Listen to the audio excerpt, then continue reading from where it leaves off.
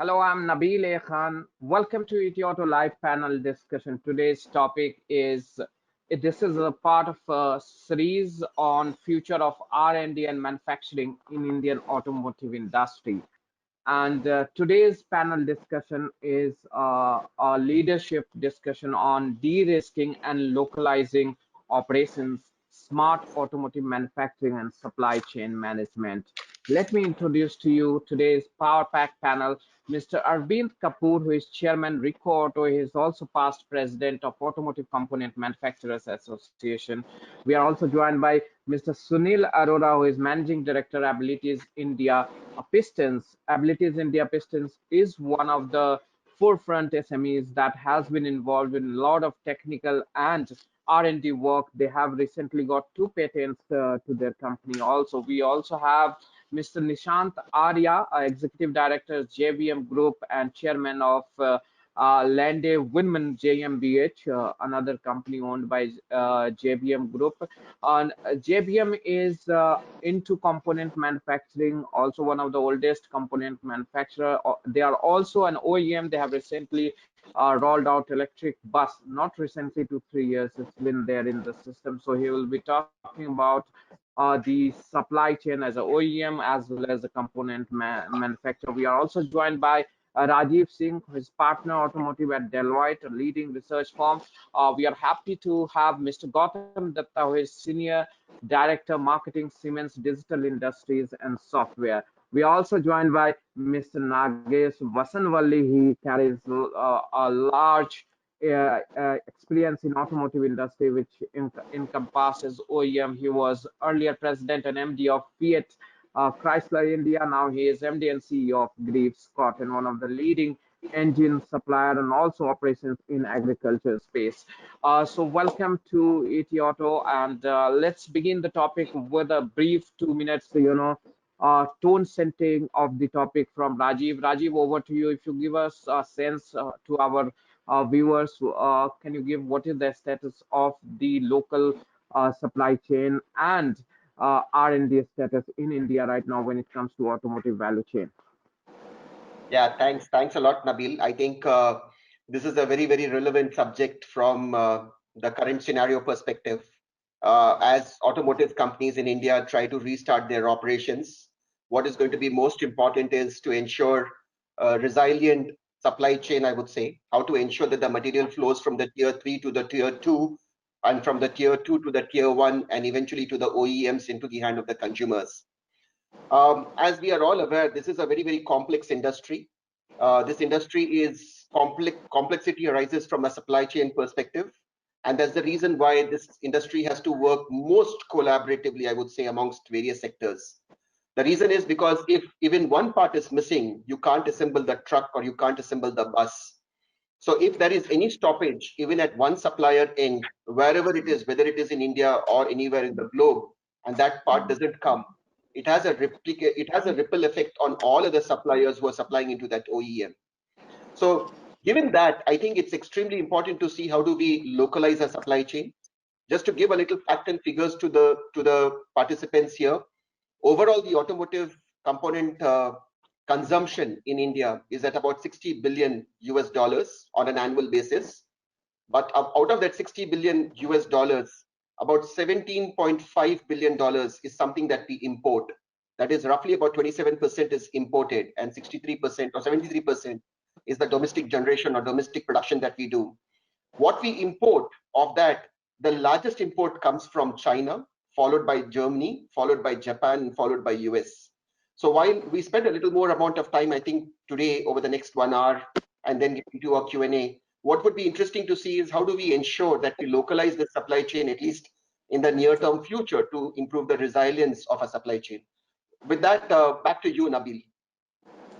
Thank you, Rajeev, for setting the tone of this subject. There are three main questions that arises when we talk about localizing. First thing is, how long will it take for us to localize? Right now, Indian auto component industry is largely built to print industry. Arvind ji, you have been president of ACMA and you have been running one of the oldest automotive component manufacturing firm in India. You started with a joint venture also and technical alliances also. Why that Indian auto component industry continue to be a mere shadow of global automotive component manufacturers till now, even 3 decades after we started this local manufacturing in the 80s? Slight change to what you said. We are not a shadow of what we have matured a lot. I think the Indian auto component industry has grown a lot. And in 1981, 82, when Maruti and Hero, Honda, and the other people came to India, that is the time we were in a very nascent stage. What did we produce? We produced about 250,000 two-wheelers and about 30 or 40,000 cars a year. And so we were a very small manufacturer of the automobiles in India. Hence, the component industry did not grow then. But after these players came in and the phase manufacturing programs were initiated by the government, the auto component industry responded very well. But you are right.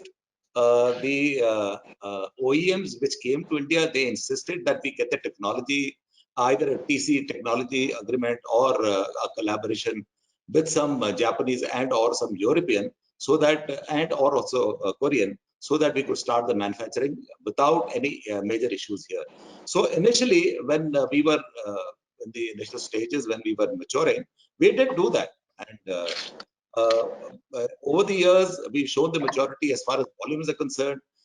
Many of the companies have built up strong R&Ds for development as well as validation of components, which is very critical for the further expansion and further localization of our components.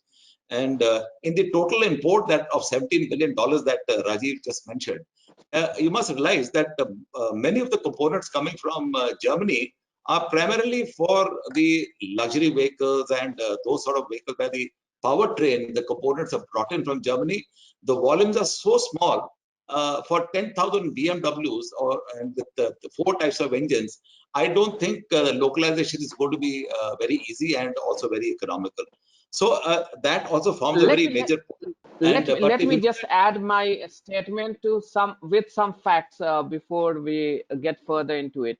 If you look at the current landscape of auto component industry, if you talk about percentage in terms of total number of companies, 64% of the companies are local companies in auto component space, but they contribute merely 32% of the total revenue. If you look at the joint venture, they are 21%, but they contribute 47% to the revenue. And if you look at the foreign company, which is completely foreign owned companies, they are only 15%, but it's still they contribute over 20% of the total revenue. That means if you talk about joint ventures and foreign companies, they contribute over almost 70% to the total revenue. Fair enough, but please do recognize whether the foreign companies have set up base in India, they are manufacturing in India. So please recognize that. So I think we should accept the fact that it is being made in India. And so I think that should not be discouraged. But the local companies have got to go to the next level of R&D and also validation. That is where we are lacking. You rightly said we have built to print, but now we need to be from art to part. We need to design the component and be able to also give the component. For that, I think a lot of work requires to be done. One is the digitization that we were talking of. So some of the things that we need to change. One is smart manufacturing that we've been talking about for a very long time. Industry 4.0, and in the digitization of our manufacturing processes, our shop floors is very, very important and very critical. Give you an example, like e-log books and also the online SPCs, etc., etc. There is a tendency of making mistakes, and I think we are, as an industry, we need to grow and mature there, because what is happening is, because the platforms are global now, the Indian companies are getting a lot of opportunity for exports, and we are playing a major role in exports as far as components are concerned, and also to the best companies in the world. All the luxury makers like BMW or Mercedes-Benz and Peugeot and all the other makers. So we are supplying to all those companies, and because we've started upgrading our manufacturing technology. That also needs to be done. And I think the Indian companies are getting into that direction. But I think we need to be more aggressive now, especially after this COVID issues that we had in the COVID. Life is not going to be the same. Our manufacturing styles will have to change. We'll have to look at things differently. So I think all of us cannot go back to our shop floors and say कि जी ऐसे करते थे अब भी ऐसे करेंगे. वो नहीं होगा. It is going to be Okay, so entirely there's an different. innovation that is required at the manufacturing level, but I think equally in terms of R&D and product design and development, also we need to up our ante, and we should be capable of creating value also, not just manufacturing. We are already in a better situation when it comes to manufacturing. We are the manufacturing hub for small cars, at least right now. We are the one of the largest manufacturer for tractors. We are largest manufacturer of two-wheeler. Definitely, we have some edge. Nishant, I would like to bring you in here. You are standing or you are meeting both the point of OEM and component makers. Can you tell us, give us a sense, what are the challenges in terms of being an Indian manufacturer who creates value or who can spend in R&D? Why Indian manufacturers are not able to spend in R&D much, and that's how your dependence on our partners continue to be high.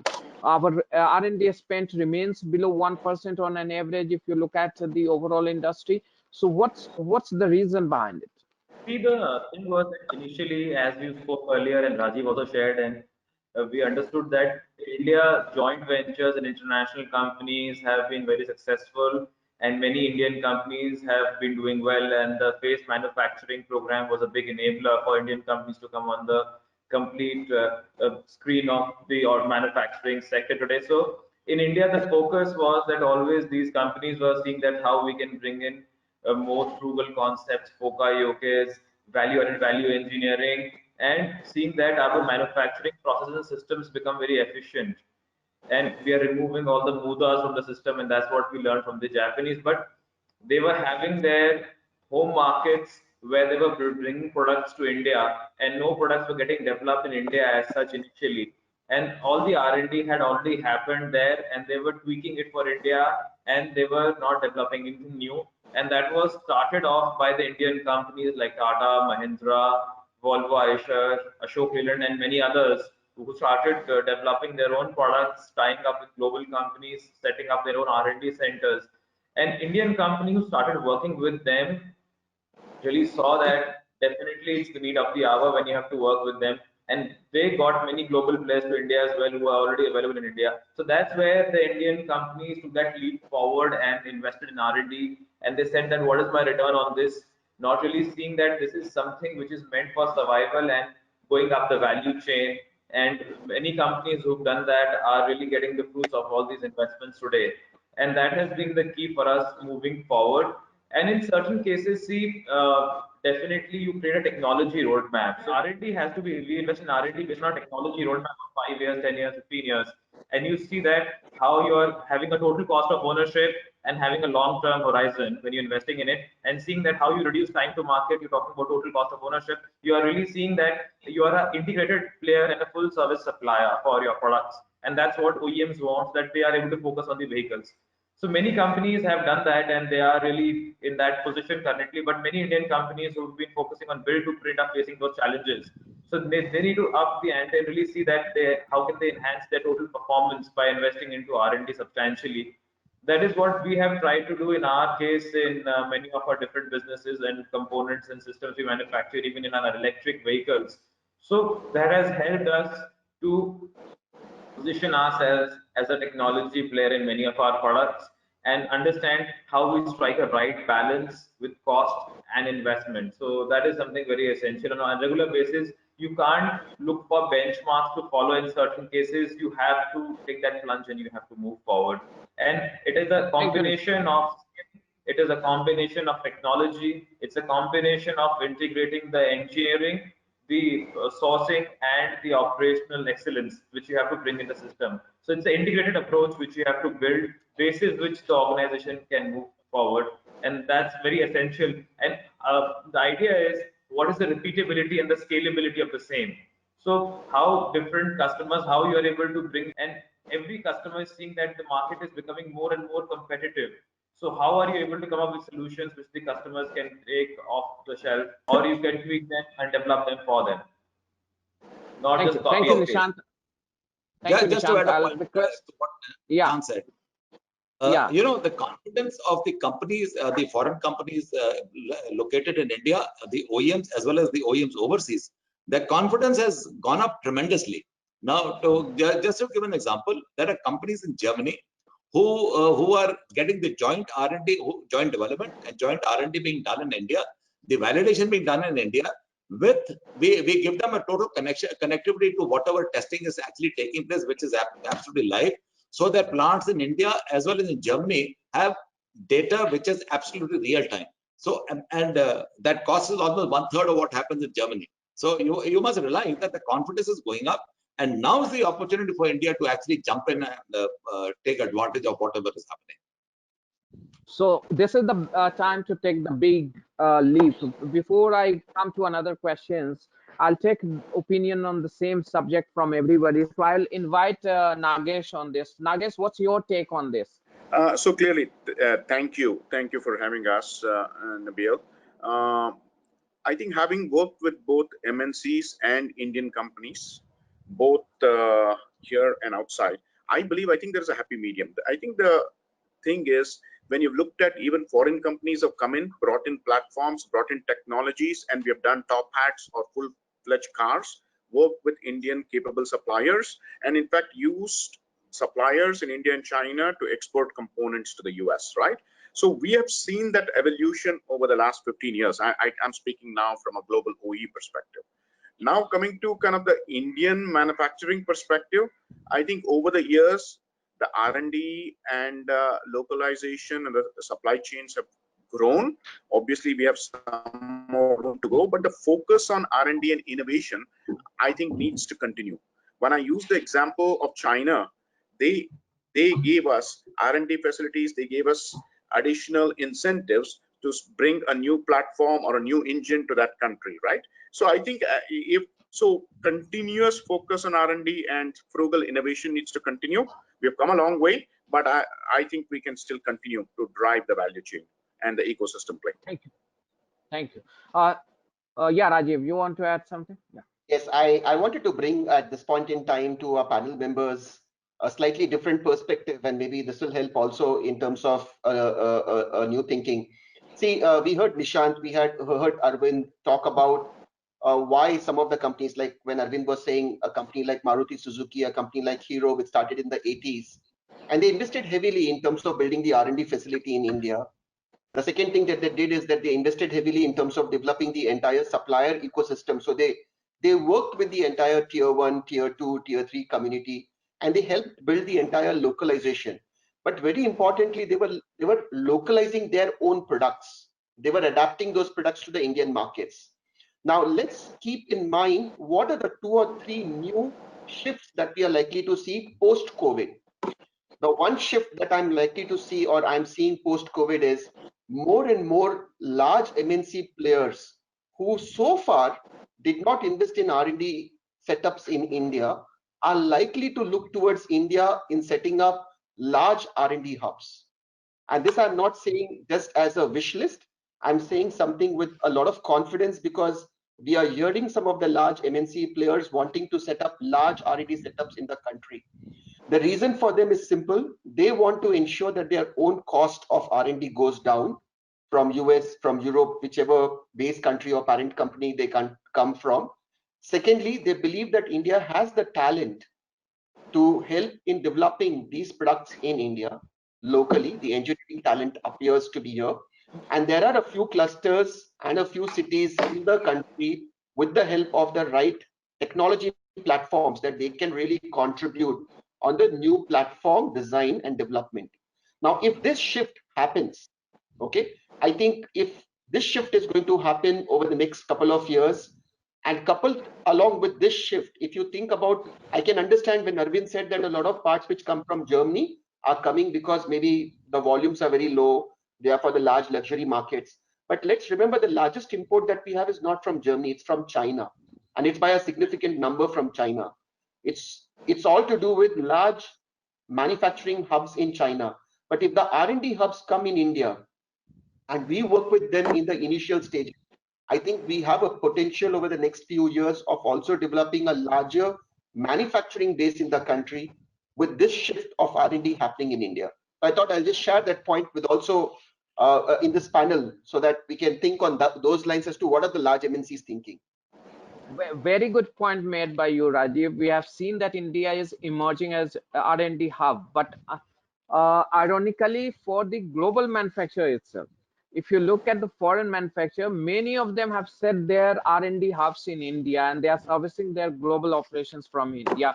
Now, if before I go to Gautam, who will give the actual idea of how much inclination of the auto component industry is towards engineering or towards adopting newer technology or digital technology, I'll just invite Sunil to give his view as a SME manufacturer. What are the constraint or opportunity do you see in terms of localizing yourself, or in terms of tier one or OEMs trusting you for high precision technology? How difficult for you to crack a deal in markets like India when it comes to high precision or R&D oriented products in India? Well, Nabil, as an SME from ACMA and as a model SME, I would like to call ourselves, because we've been doing every cluster that ACMA has done over the last 15 years. I'd just like to put it in this way: we are tier one suppliers to most of the Indian OEMs and several overseas. I'd just like to say that without a JV is possible to survive in this country, and it's also possible to do R&D even as an MSME with a 15, 20, 25, $30 million turnover. And for that, you need to have the right approach and the right vision. And as you rightly said, the topic very clearly says, de-risking by localizing. Okay, so we've been a local manufacturer, but we cater to the world. Half of our production goes to around the world, including China and Japan. So, and the US and Europe, of course. So my question was, not only you as a MSME players in auto component industry. I'm going to come to the MSME. So the MSMEs need to focus on smart manufacturing and technologies in three clear ways. One, of course, you have to look at innovation, and then you have to look at creativity, and you have to look at the future, the futuristic approach. And how are we going to do that? And I think there are three features to that. One is cutting edge technology. You have to be an MSME player with cutting edge technology, as everybody, Arvind ji just said, and everybody else, that those build to print days are gone. So you need, even as an SME now, to have cutting edge technology made in India, made by you, made by your engineers, got from your consultants in Japan, like we have from Honda, and we have a German guy helping us. So that's where you need to look at and get your technology and then patent it. That's an absolute must. Then you need to do smart manufacturing processes, getting, as we said, machine data automatically necessary to improve your current systems, to make sure that you have everything is transparent, authentic, and honest. The biggest problem facing SME is opinions. People work on opinions, they don't go by hard facts. So you need to have digitized data. So I'll just finish this. So you need to have digitized data and not just opinions. The SMEs unfortunately bank a lot of opinions and everything is swept under the carpet. See, the last thing. Sunil, my question is, have you seen a kind of trend that increasing trust on MSME by the OEMs and tier ones when it comes to high precision component or components which are involving high grade of R&D works? Sure. See, now look, I'll have to give my example. We do pistons and rings, and we supply to Suzuki two-wheelers, Honda, TVS, everybody. So like this, there are several other companies in ACMA or out there who are supplying high precision products to OEMs in India. And we may not be the the number one supplier, but we'll definitely stand at number 2 or number 3. So there are, for cost cutting purposes, people do take in smaller players with high precision products. Yes, that's an absolute It's out there, and we can prove our company's worth to say. The main thing going forward is, as again Arvindji said, that the COVID world is going to change even all that, and you need your people to forget their laurels of the past and indulge more in de-risking yourself with the new, with what is the new mantra. The new mantra is cost efficiency and everything. So all that is going to be very, very essential. But R&D is going to be an extremely high percentage. If you do 1%, you need to go up to 1.5 or 2% to make sure that you survive in this market, in this brutal market. Thank you, Yeah, but Sunil. just to I'll go to Gautam. Nabil, Yeah, a quick point, uh, sir. Only a few in the, seconds. Yeah. yeah, the MSME, the new definition of MSME that has come in, that is also going to help a lot in further investments that the MSMEs could do. There was a lot of restriction. You want to do R&D, you want to do manufacturing, you want to do engineering. So all that now I think the government has actually done a tremendous job there. So I think that will help MSMEs a lot. You will find a Yes. lot of new products being developed there, and a lot of R&D happening there now. Well said. Yes, correct. Thank you. Thank you. We are happy that Gautam is here. Gautam is somebody who services across the value chain, be it the OEM or the component manufacturer, tier 1, tier 2, tier 3. So you will be able to give some quantitative answer to that. How do you see the progress when it comes to adoption of high level of R&D across the value chain, and where do you see the trend? Do you think that the trend is more towards adopting high level of innovation, technology, and how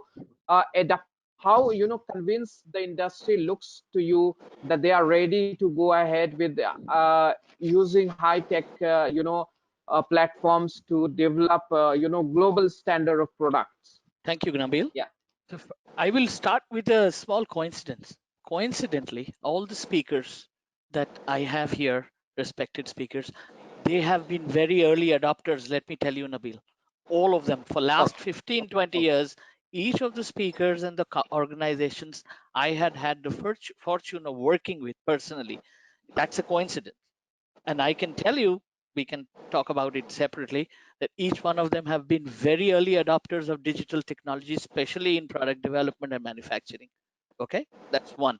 So we are actually talking to the visionary cross section of Indian industry, from OEM to suppliers. But Definitely. yet we have a very complex reality today. And the reality, actually, you have mentioned each one of you, sir. And if I bring these pieces together, we are talking about, number one, continuing with all those initiatives that we had before COVID, which means R&D, product development, digital smart manufacturing, integration, Mr. Arya spoke about. And yet there's another factor which, again, I believe in, and I agree with Rajeev. He opened his session today with a word called resilience, and that has got added. What it means is we have to become very, very quickly sensitive to the changes which are going to be very rapid in the market. The changes were there, but the changes will become very rapid. The availability of resources, availability of broken supply chain, or availability of material, availability of manpower, each one of them are going to shift. And I'm not talking about yet the demand, because the demand side and supply side also would shift. We yet do not know how October and November do we have a second wave of infection?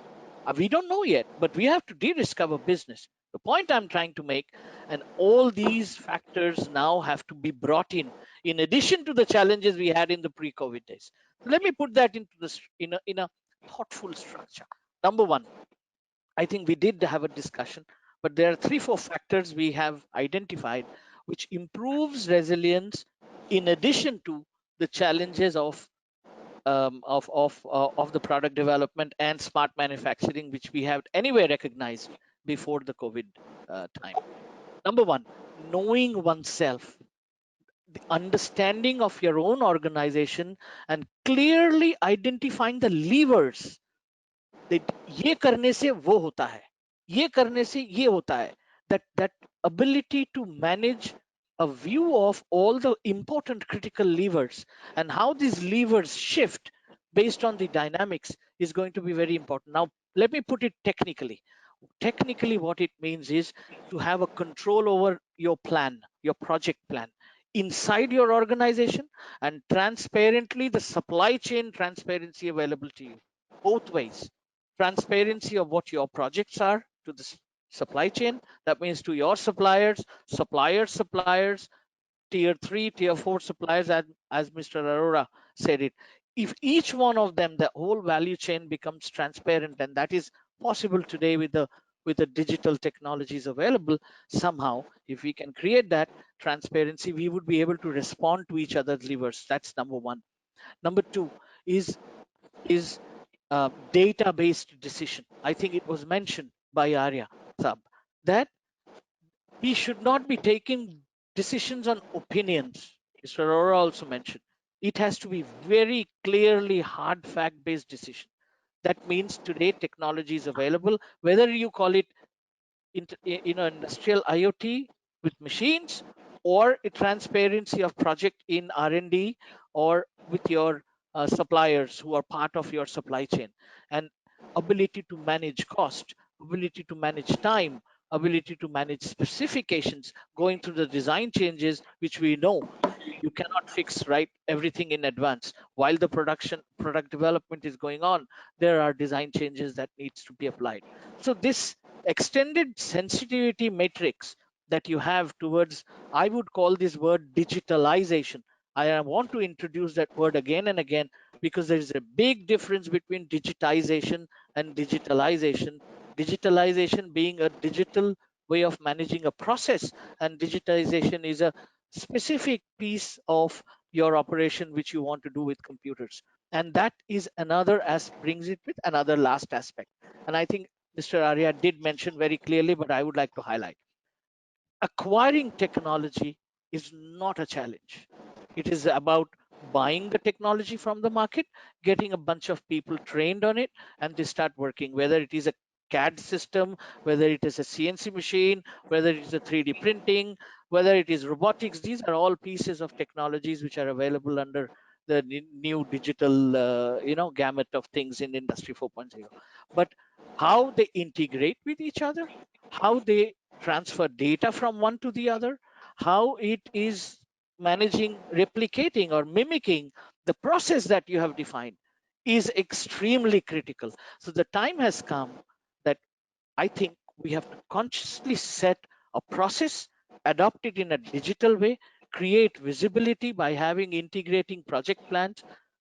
Let me tell you something, technically everything is possible, but adopting it in an organization so that all of us work like a machine, like intuitively, is something which we have to learn with our own, playing it ourselves, because nobody else can come and teach us.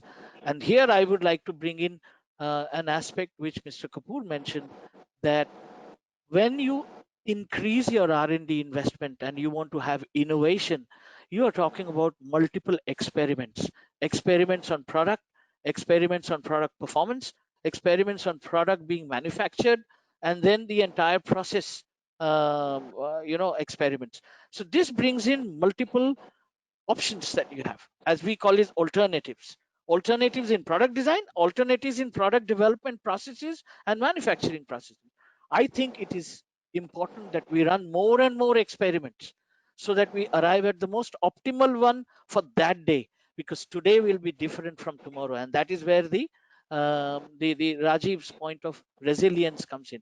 What if today you have 10 people, tomorrow you have 5, and how are you going to make the operations with 5? Today you have a demand of 100, tomorrow you have demand of 500, and day after you have a demand of 10. How do you ensure you maintain your margins and efficiencies?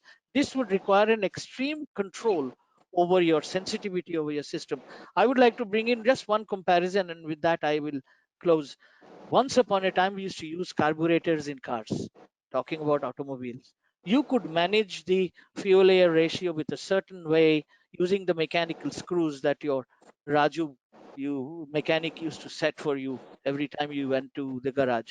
But we did not and could not manage the efficiencies. beyond a certain point, and we introduced fuel injections, multi-processor based fuel injection systems, and it is getting more and more sophisticated. We have to, metaphorically speaking, introduce the microprocessor based fuel injection system in our system so that we can control micro level dynamics and manage our end output. Whether someday it will be efficiency, someday it will be innovation, someday it will be combination of that, someday it will be purely on let's produce more because we have a demand. So this is what I had to say. It's a very complex answer to your question, sir, but I hope, convey, because it's a multi-dimensional challenge now we are facing. Of Thank course, you. certainly, Gautam. Thank you so much for the answer. The topic is so interesting and so pertinent that I can understand that you can't hold yourself. But I would request, in the interest of time, that we can cover most aspect of the topic. I would request everybody to be precise and focus in their answer. If they can contribute a bit of facts and figure, that will be also good. So, going forward, taking the topic to the next level, time is very important. We can't just design and develop things in 2 days, 10 days, or we cannot just up the R&D skills in 5 days, 10 days. Going forward, we're talking about localizing. Arvind, sir, how much time do you think Indian automotive industry, be it OEM or component, can take to really make a substantial difference when it comes to localization? If you look at localization, I just don't look at manufacturing the component here. So to add to what No, Gautam I'm said, talking about entire, yeah. so he's talking of digitalization of the workflow system. I think that's very important and critical. So I mean, like right from decision making to engineering to R&D to purchase to BOPs and everything needs to be digitalized. Number one. Number two, we also need to go to the next level of making very good quality dies and tools here in India. And because if we are going to keep on importing these dies and tools, we will never be. Yeah, Atmanirbhar ki baat jo kar rahe hain na, that will be only on paper.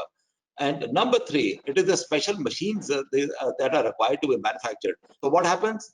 My persons go there, negotiation, they are expensive, and then the follow up, the persons coming for installation, all the spare parts are expensive. So we need to have very precise machines being made in India, and many companies have started actually investing in that, both in very good tools for dies and also for making very sophisticated CNC machines. So, but we need the machine tool industry becomes the base for the industry in India. That needs to be strengthened a lot, and I think everybody needs to work in that direction. These are very important things, so that we can actually cover up and be able to manufacture and localize the components much faster. To give you an example, we are localizing.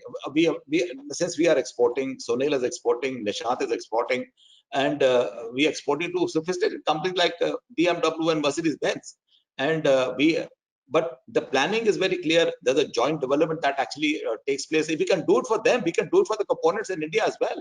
And now with this self dependence that we are talking of, the Atmanirbhar that we are talking of, it is always going to be very easy to say the China sasta hai, so let's go and buy from China. That temptation is always going to be there.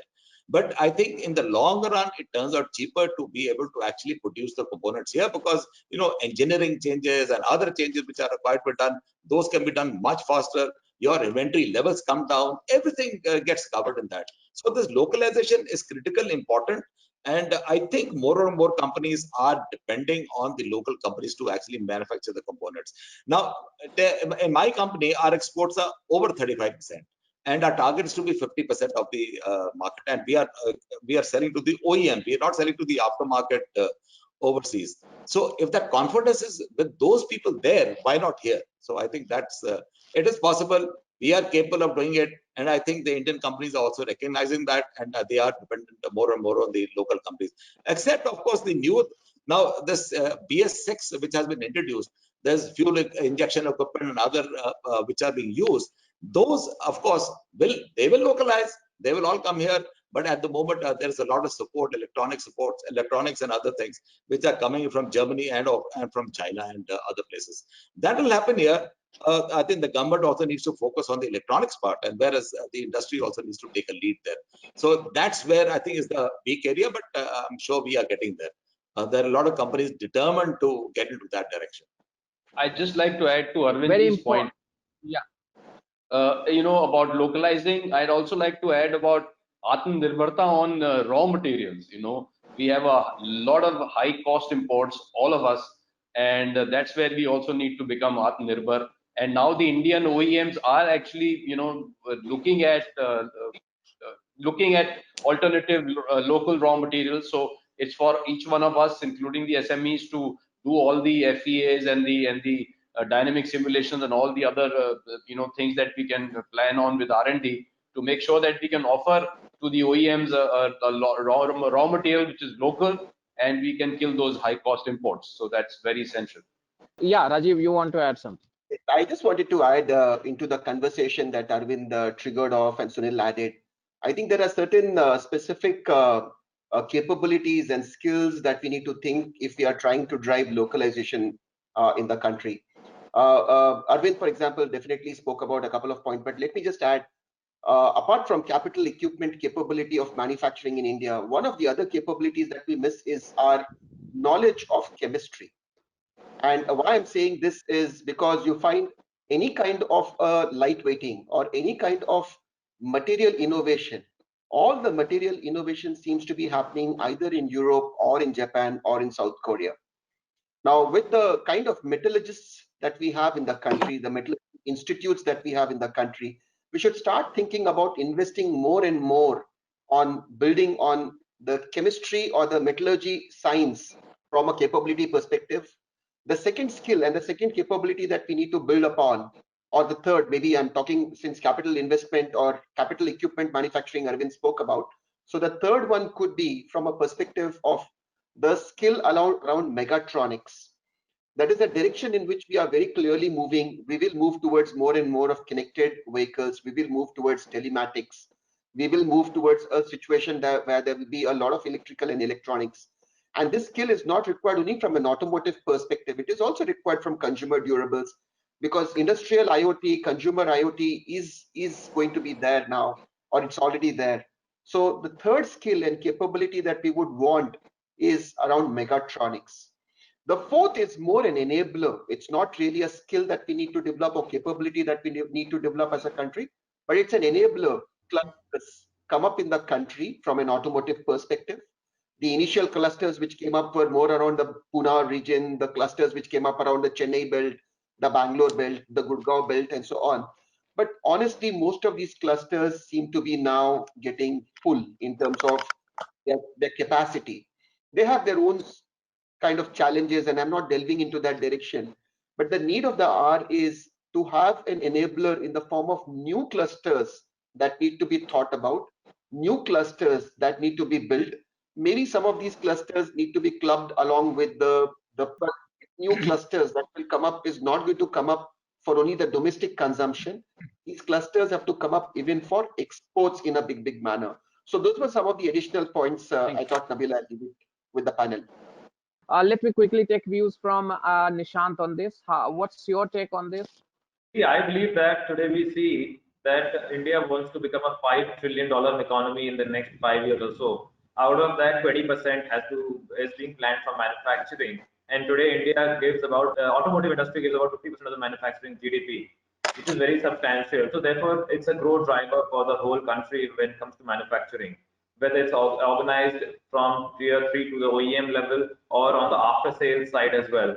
So it becomes imperative that the automotive sector has to grow substantially and not produce for the country but for the world. So when you link this in a manner where the companies are investing into R&D and into the right skill, so like as we heard that tooling and die is a key aspect. So we as a company, many other companies started investing in it in the last 30 years. Today we end up exporting for this to BMWs and Mercedes of the world who use our tools and dies produced in India. But you're only able to do that when you are setting up the right kind of facilities, and competitiveness can't be compromised in any way.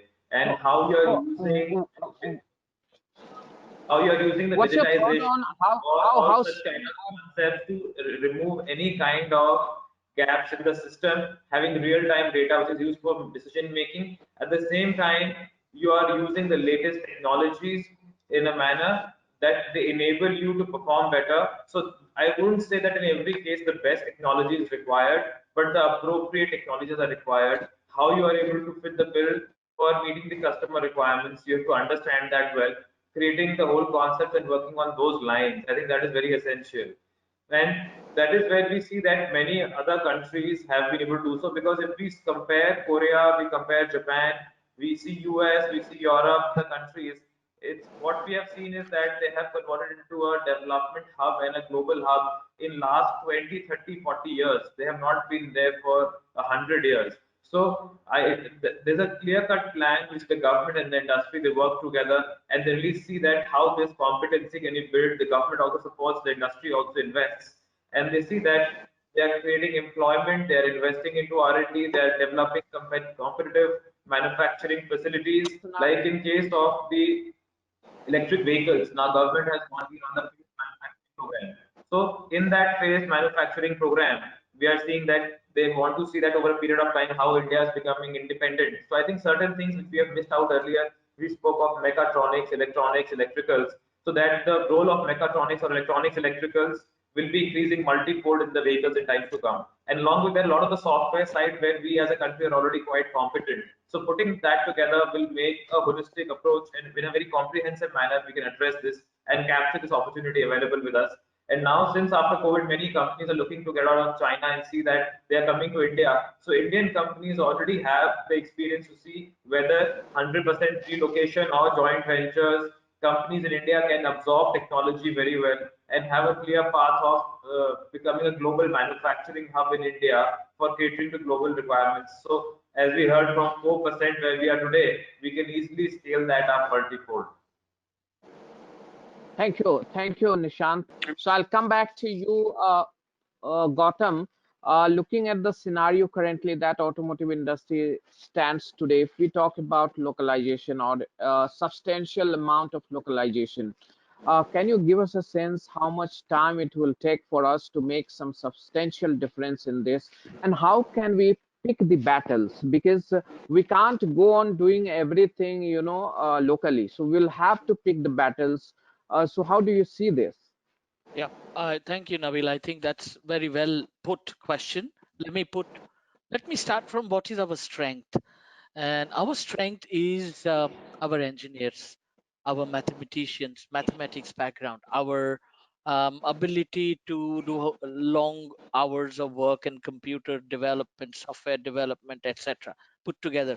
And somewhere, if you see that, and what Rajeev mentioned on mechatronics, there is a demand supply match here.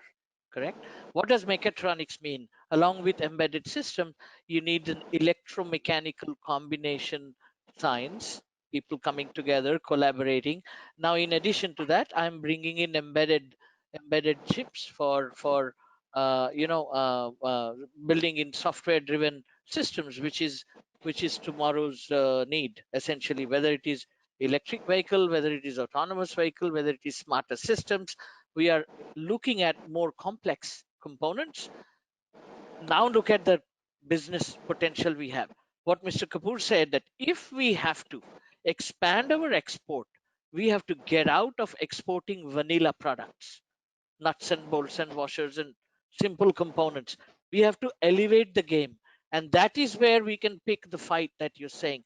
With the strength of engineering, with the strength of software that we have, if we can elevate and become, let me put it this way, the mall for the world to shop for smarter subsystems, the ABS, the next generation ADAS, the next generation radars, the next generation suspension system, which brings in combination of components, but also brings in a lot of software driven systems working together to make it smarter mechatronic systems. I think that is where we can pick our fight, and that would improve. If you look at the last report on the 10 years projection of automotive plan, then Yeah. that also speaks about AMP the same 20. thing. Yeah. AMP, yes, 2026, which will end. That also speaks about that we have to elevate our exports to bring it more smarter systems, higher value, higher margin, higher content subsystems. Okay, thanks, Gautam. I'll come back to you, Mr. Kapur. And let me go to Nagesh. He has just joined in. Nagesh, if we talk about India, we are talking about being an alternative to China.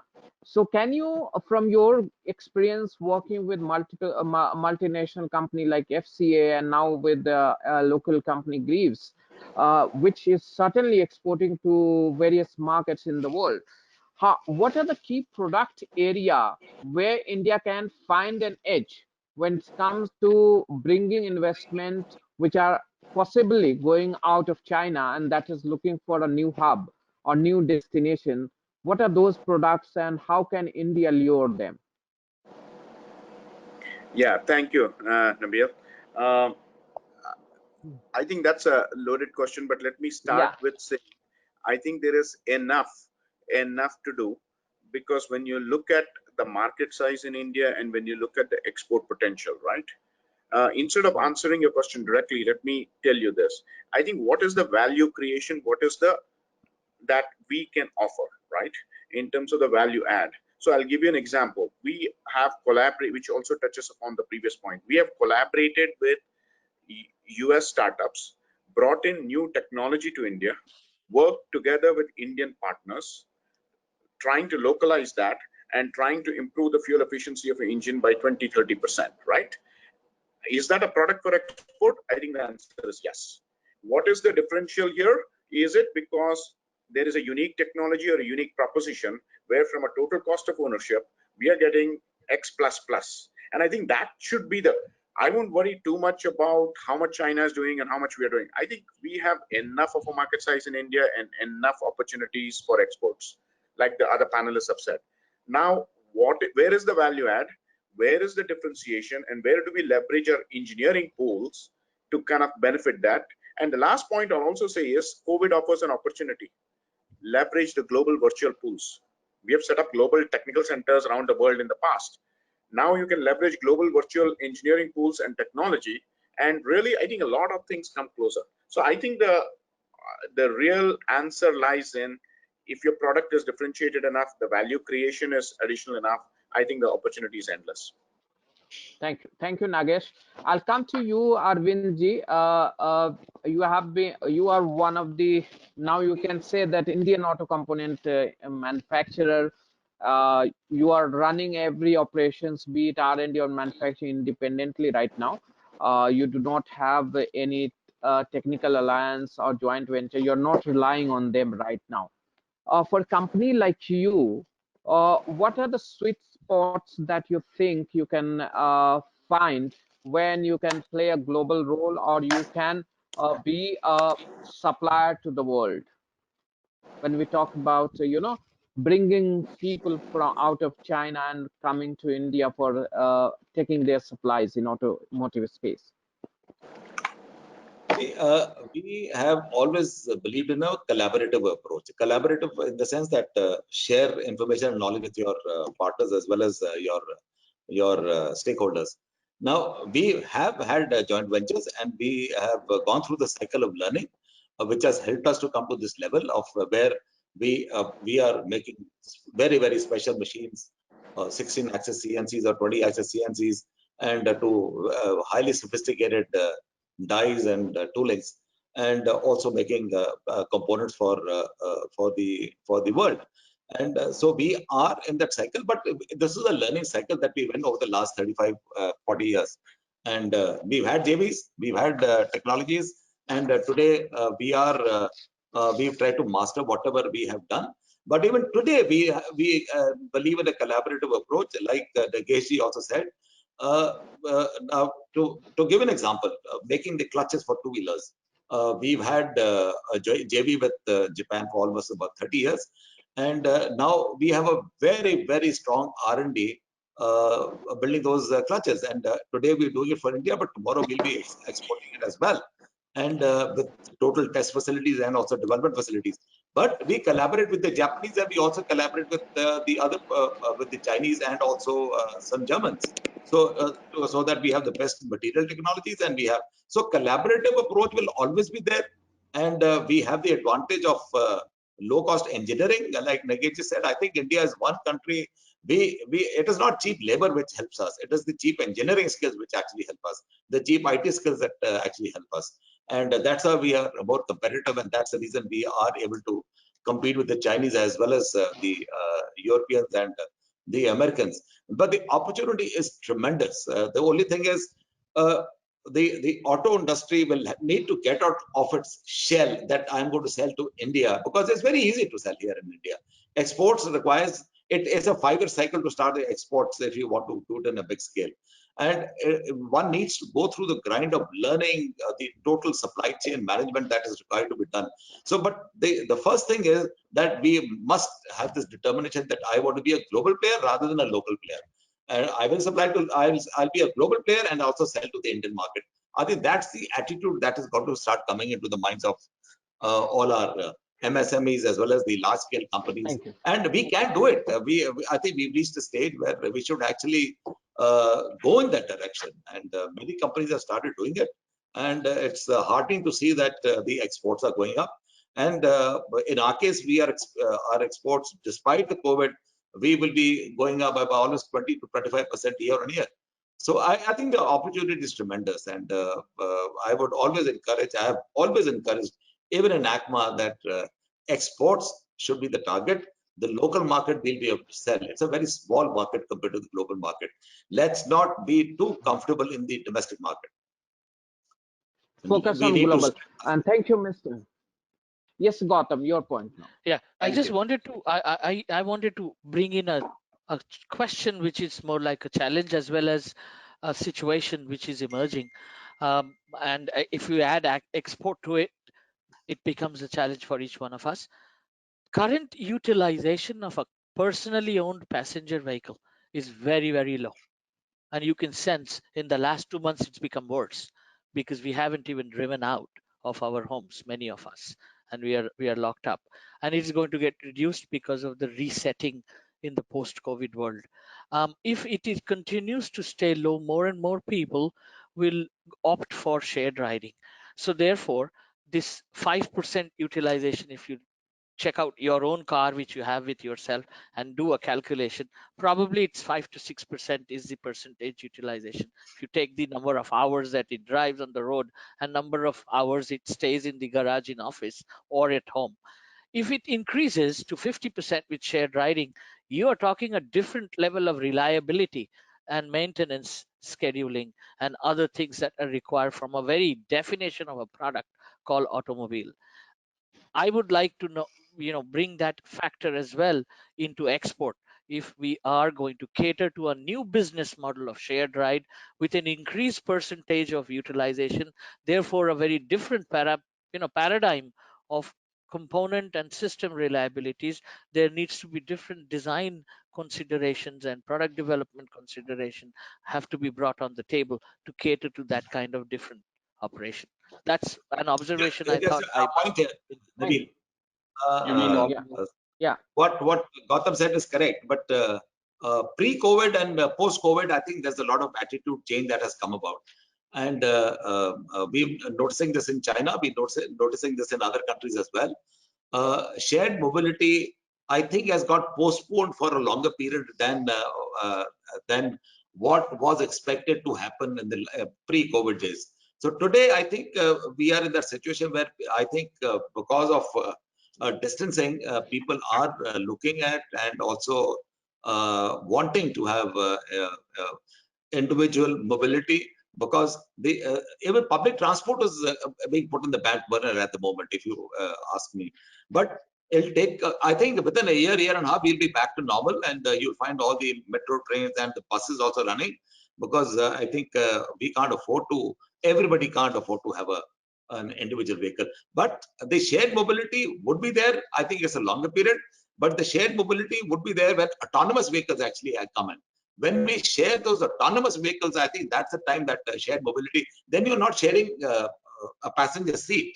but you're sharing a vehicle with somebody else, which is electronically operated.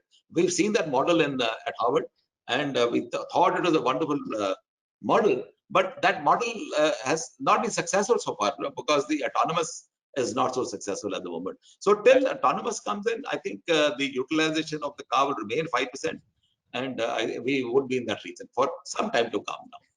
Yeah. Autonomous is certainly a far dream for us. Level 4 we can probably adopt in after few years, that too in a closed environment probably. Let's come back to exports. That's very valid point that you have raised, Mr. Kapur. I'll come to Mr. Arora and Arya and understand which are the Mr. Arora, which are the components or which are the product line and which are the region you think could be ideal for MSMEs to focus when it comes to exports. Can you share some learning that you have got from the exports that you have been doing? Well, And we've everybody, been I doing, think Arya, Mr. yeah. Arya and Mr. Kapur can support on this. Okay, so we've been doing what we manufacture, so which is pistons, rings, and cylinders. And yes, it wasn't easy to break through with OEMs across the world, and we cater to the lawn and garden market everywhere. So all the Briggs and Strattons and all the You Warners. are one of the few companies which exports to China also, if I'm not wrong. Yes. So what Yes, did it we take do. for you to Out of export our to China? How did 50% you meet the export, cost? but out of 50% of the exports that we do, 10% go to China. But how did it happen? We have 3 companies, and they're all American or European joint ventures that were set up there. And just prior to this conversation I was having with Nishant, those were the guys who were needling us all the time for supplies, because they wanted to get their Chinese supplier rather than have an Indian supplier.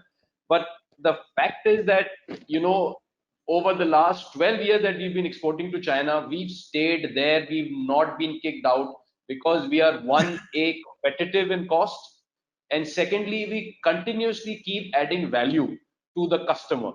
And that I must thank, ACMA and largely Arvindji, because he was driving that cluster movement 15 years ago or something, and made me join a cluster. And ever since that, we've never lost any cluster. I mean, never missed any cluster. Even the latest LCA cluster, in which we have mechatronics, as we were just saying. So all the pick place and build gantries and everything, they're all being made in-house. So that's what's the power of clusters that we are experiencing here. And so that is what we keep showing to our Chinese or European or American customers, that we do this all ourselves, and largely with the help from the cluster movement that's been happening. So products, well, what you're manufacturing is what you're going to export. But engine components per se have, get a larger share of exports, as you can see in the pie chart. And that is because the engine components, are made made by companies which are good and very good.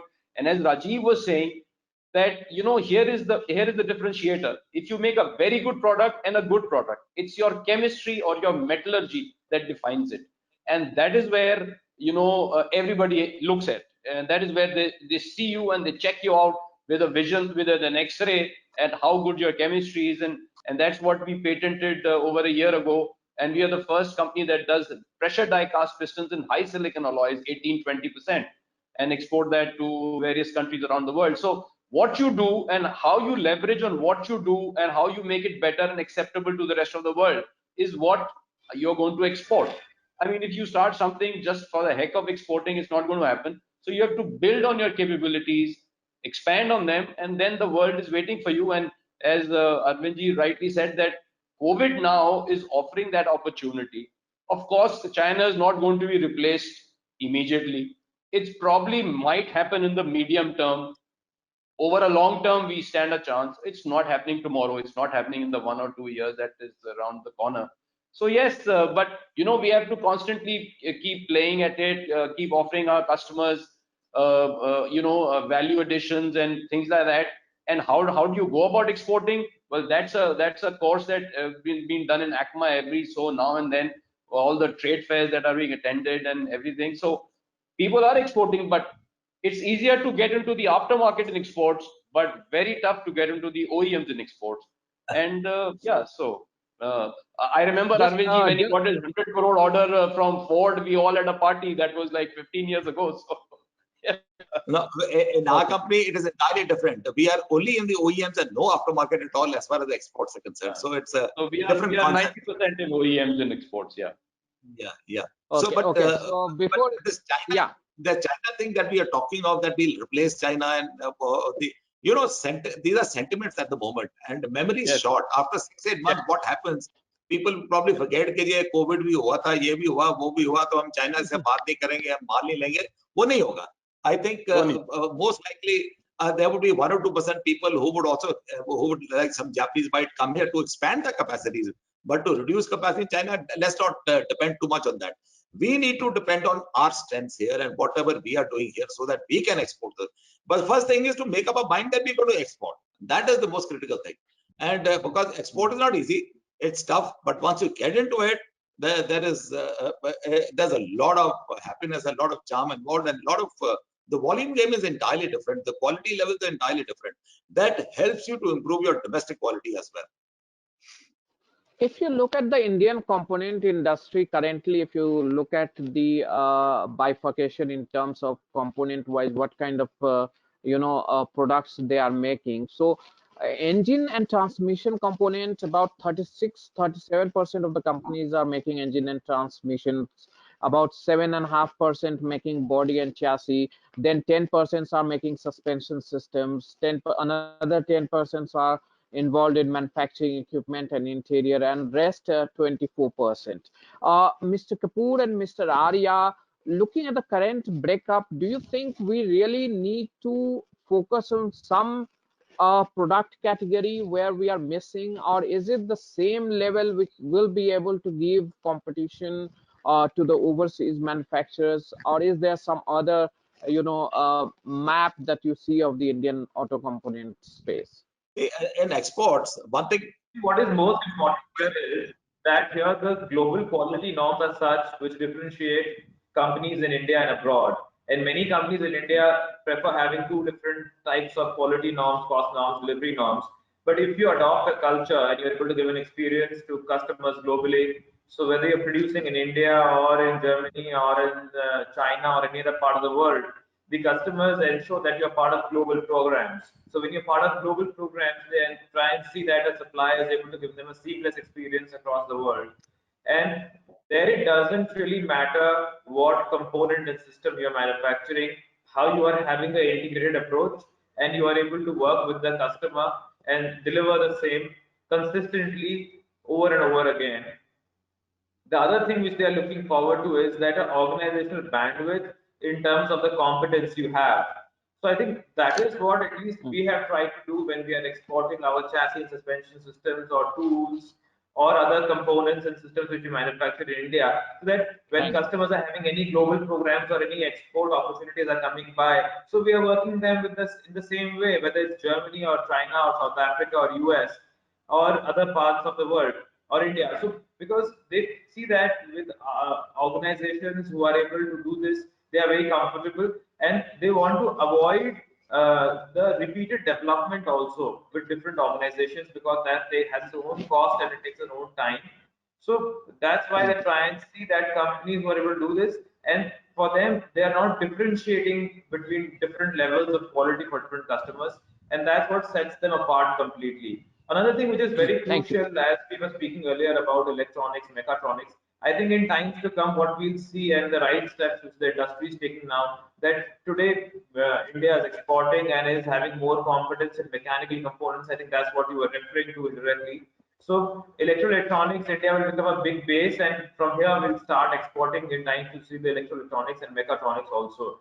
For that, there are certain set of capabilities which companies are developing. Like in our case also, many of our suppliers whom we are bringing to India for our electric vehicles, we've got a lot of global partnerships which we're getting done with local supply chains so that they develop those competencies in India. And post-COVID, definitely people would differentiate between the tangible and intangible costs which you incur when you are working with a global supply chain rather than a local supply chain. And they would not want to be totally dependent on one Yeah. company in one part of the world. which can take them for a ransom, and they feel comfortable dealing with local companies.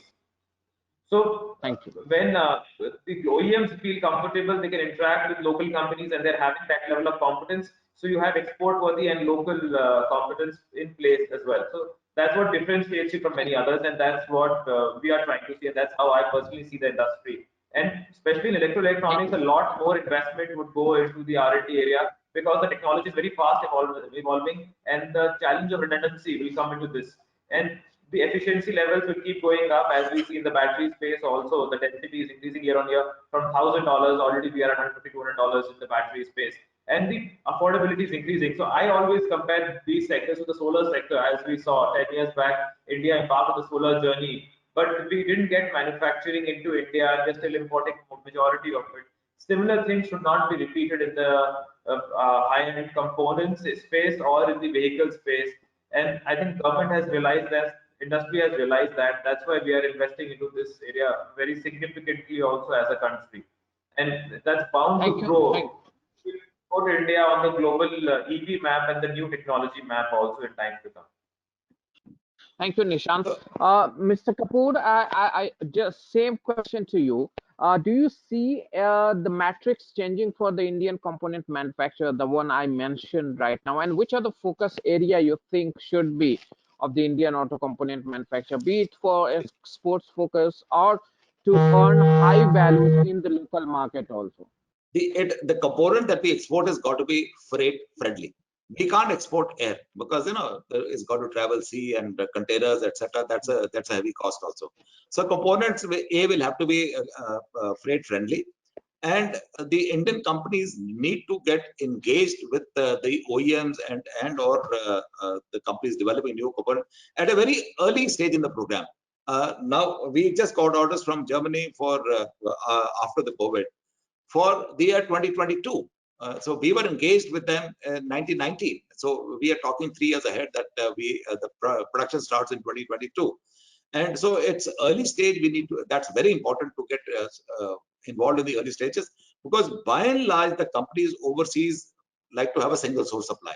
So you become a single source supply to the world for that particular class of component. Now to get over the freight friendliness, what we do is that sometimes we do the last mile operation in the country where we are actually delivering. So we make the main components here, send them there, assemble them there, buy some local components, and give a larger assembly which becomes freight friendly, and it's a local delivery that happens. So we need to be open to all this. We must have the flexibility of doing all this.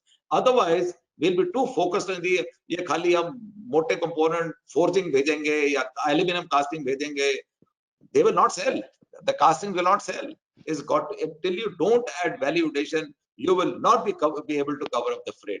So there's got to be a good amount of value addition in any component that you are actually selling. So it's very critical that we value addition. Keep in mind the last mile operation. What he's saying on different kind of permutation. So I'll go to Gautam now. Yeah. So such permutation combinations is what would differentiate the Indian industry. A lot of collaboration will happen, and that is what we have learned. I'm sorry,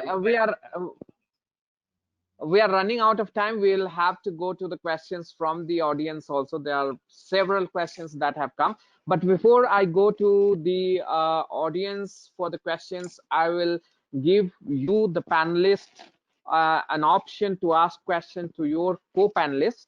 But before entering into that, I'll ask one last question to Gautam. Gautam, we see a lot of demand going forward for flexible manufacturing, because demand is going to shift. It is going to be a very dynamic situation, looking at the COVID situation right now. So the concepts like mass personalization are also, and multi-variant production adaptation to meet the fast changing market demand. How will all these kind of things happen with the help of technology, and especially with the company like yourself? How can they help in such a scenario? Okay, I would change that word flexible to smart. I think because it encompasses bigger concepts, multi concept. The technology is available. Okay. It's very clearly pieces of what I said, simulation and validation. But you have to understand as I said, the process dynamics. For example, as today 10 people are missing. As I said, there are 10 people are present. Which machines are available?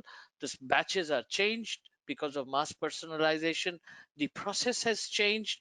How do you bring this combination of product, people, material, and machines together is a matter of experimentation.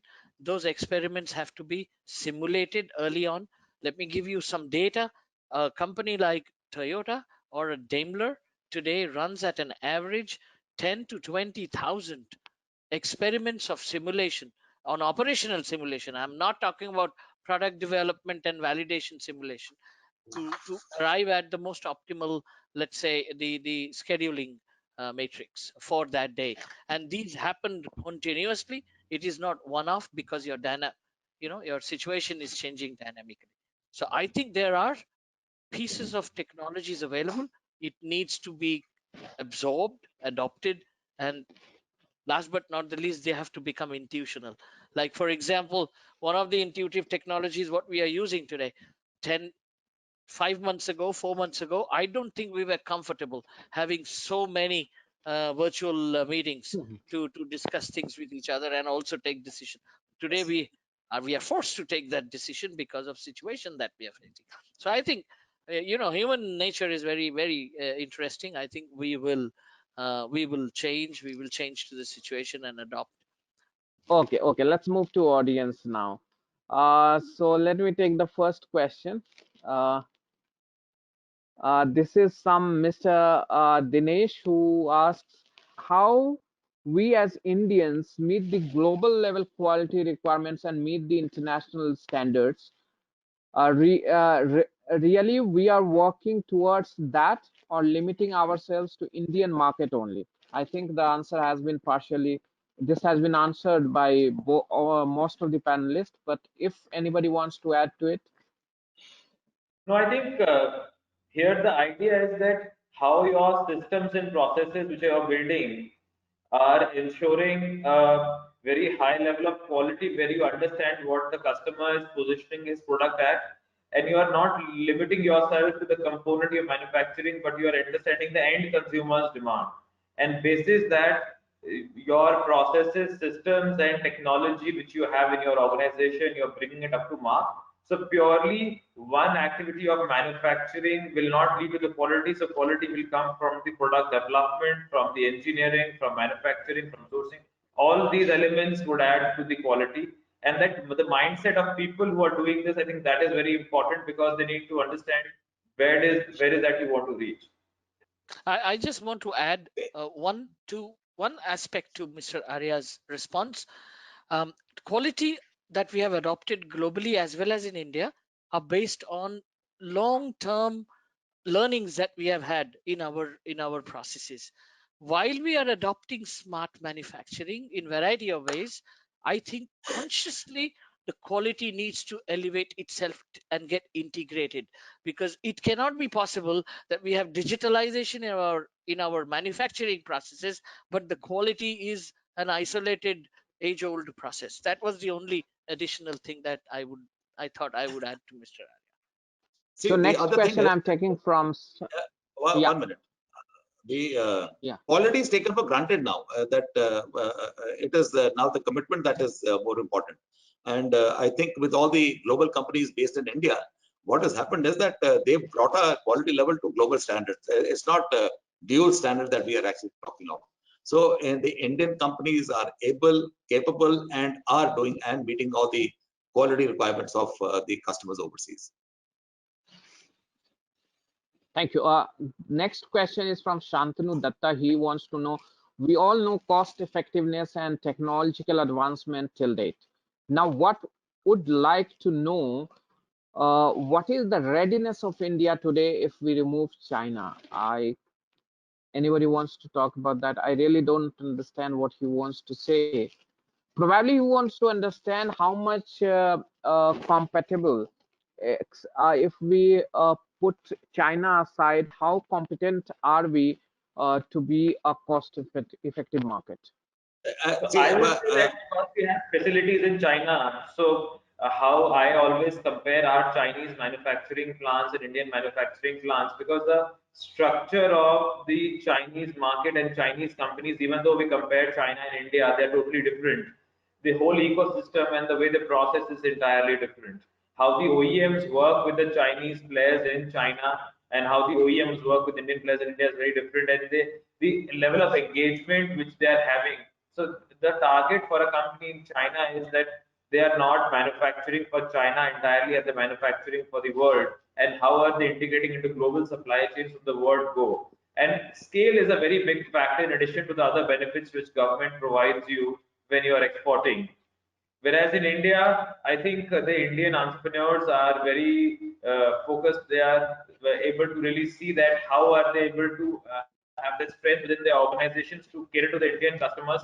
And when they scale up to a certain level, they should start exporting. So the mindset, the culture, and the modus operandi is totally different. As well as in China, when you set up a plant, you don't set up small, you set up big in the first go, and from there you grow and you start utilizing it. Whereas in India, people prefer taking a step-by-step approach. So that is something which is very different approach between China and India, and this is what we learned with our presence in China in the last few Thank you. years, and how the global OEMs in China versus the domestic OEMs in China are also quite different. So I think those differences position India and China differently. So I wouldn't compare them really from that standpoint. So See, I think China here will always the remain. question was minus China. Yes, Mr. Kapur.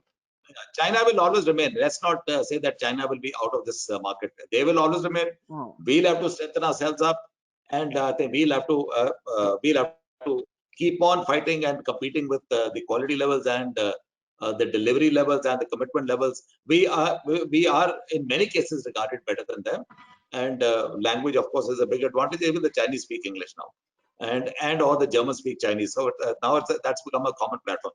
But let's not keep this in mind that China will be out. China will never be out. China will always be there. We'll have to strengthen ourselves to actually be exporting from our Shantanu, country. they are the biggest players. The Chinese are the biggest players that can never be out.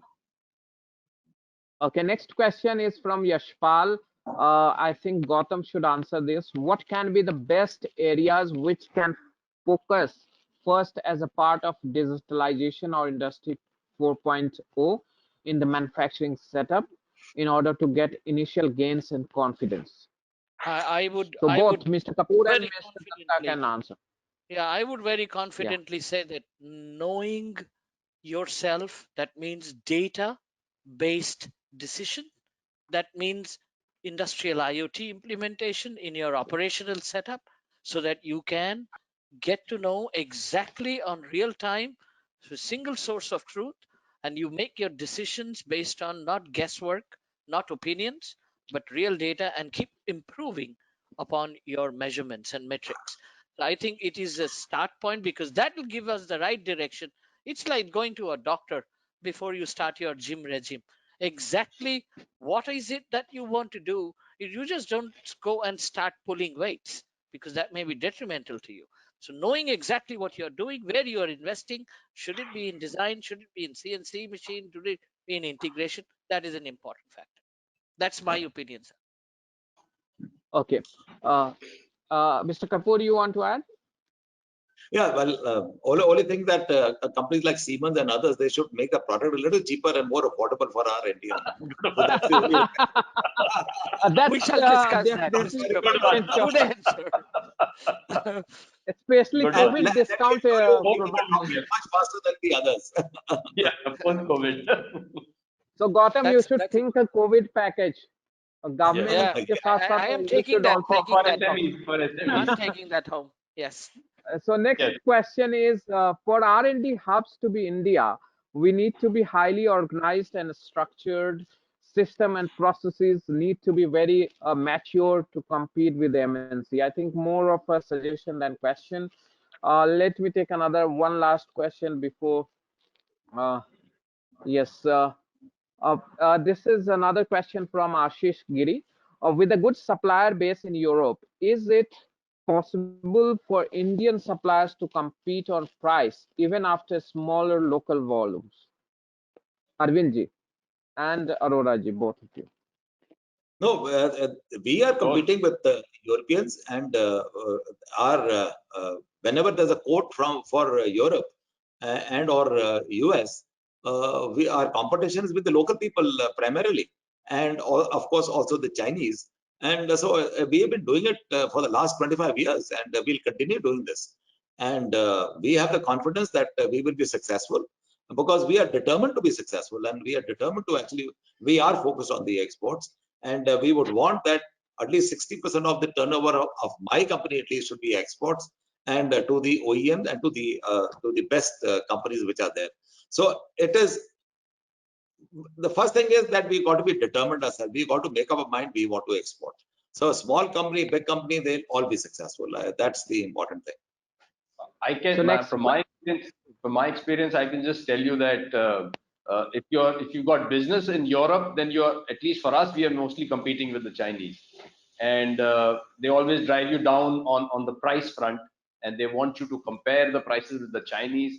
But then there is always the factor that you have to give them, or what is the USP that you, as an Indian supplier, that you can give them.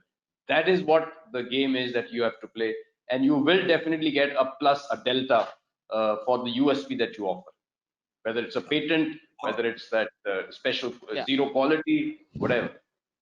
I think we discussed this in last 1 hour. I think the game is about differential and not exactly the price. It's a game is about value. If we can give and demonstrate an additional value, whether it's a result of R&D or chemistry or metallurgy or chemistry of metal or chemistry, capabilities of the product or whatever else, I think we are in a game in a different level than just price, because there'll be always somebody else cheaper than us. I'll take only two more questions, and then I'll wrap up. And I'm really sorry to the audience. I'm not able to take all the questions. Hundreds of questions have come up. Certainly, this has been a very engaging session, I must say. Whether auto component companies in India are ready to start less value pilot projects, which might add value in terms of increased production, lesser rejection, affordable automation in a 4.0 technology, etc., industry 4.0 technology kind of thing. No, I see that today actually many just companies. Incremental increase in the value addition of the products. Yeah, this is what he's saying. No, Yeah. what I was saying is that many companies today, also in the automotive sector, are using low cost automation very effectively, and many different startups and global MNCs are providing different frugal solutions for manufacturing, for digitalization also. So I think depending on case to case basis, this is a need of the hour, which will actually become a standard in times to come. So companies definitely will need to adopt this to remain competitive, to remain agile, and to really see that how we are having flexible manufacturing systems, which doesn't make us redundant in times to come. And that most of the companies in ACMA, especially, and others, have tried to do effectively. And actually, it will get enhanced further more as we go forward, because with a lot of new upcoming models, as the customers would want to see the time to market gets reduced, quality is there, and they would want the supply base to really see how they can reutilize a lot of the equipment for new models, so it will become very evident how this will be one done. last question quickly. I would expect very short answers. How do the Indian automotive companies, as Nishant said, improving the chemistry and metallurgical capabilities to prepare case connected autonomous and shared vehicle scenario? That's the trend. So do you have any answer? How many? Too many I think things the jumbled. answer is obvious. I think Mr. Arora answered that. We have to invest in labs and start doing material labs in more of our our infrastructure. I think he answered that, and very detailed answer he gave during the Thank you event. so much, everyone, for being so candid at taking all the questions. On the other side of this discussion comes a very in-depth analysis and presentation by Siemens, Nishant Kumar, who is lead manufacturing operations management at Siemens Digital Industry Software. He is going to give a 30-minute presentation on the topic. So let me summarize what is the outcome of this discussion. There are 4 or 5 things that we need to focus when we want to develop the localization or we want to be exporting nation from an importing nation when it comes to auto component. Number one is that we need to invest not only in the product R&D, but also on the machine tools and the shop floor where we have to bring the automation. Localization of the raw material, we see a lot of paradox in terms of importing raw material versus importing finished good. That has to be worked upon. And then there's also, we need to focus on on the value creation rather than just manufacturing. So that's all on the panel discussion on de-risking by localizing smart automotive manufacturing and supply chain management. Thank you so much for watching ETAuto panel discussion. Stay tuned for the presentation by Nishant Kumar. Thank you. Bye-bye. Thank you. Bye-bye. Bye. Thank you. Thank you, Nabil. Thank you. Thanks, Nabil, and thanks to the panel. To start with, what I've done is I've picked up few points from the panel discussion. What are the key enablers which are required for smart manufacturing? And if I try to summarize that, we are looking at, because of the disruptions which we are facing today, COVID-related disruptions, we are looking at flexibility in processes. The processes have to be agile. They have to be data-driven, and we also need to be able to bring our products to market in a shorter period of time.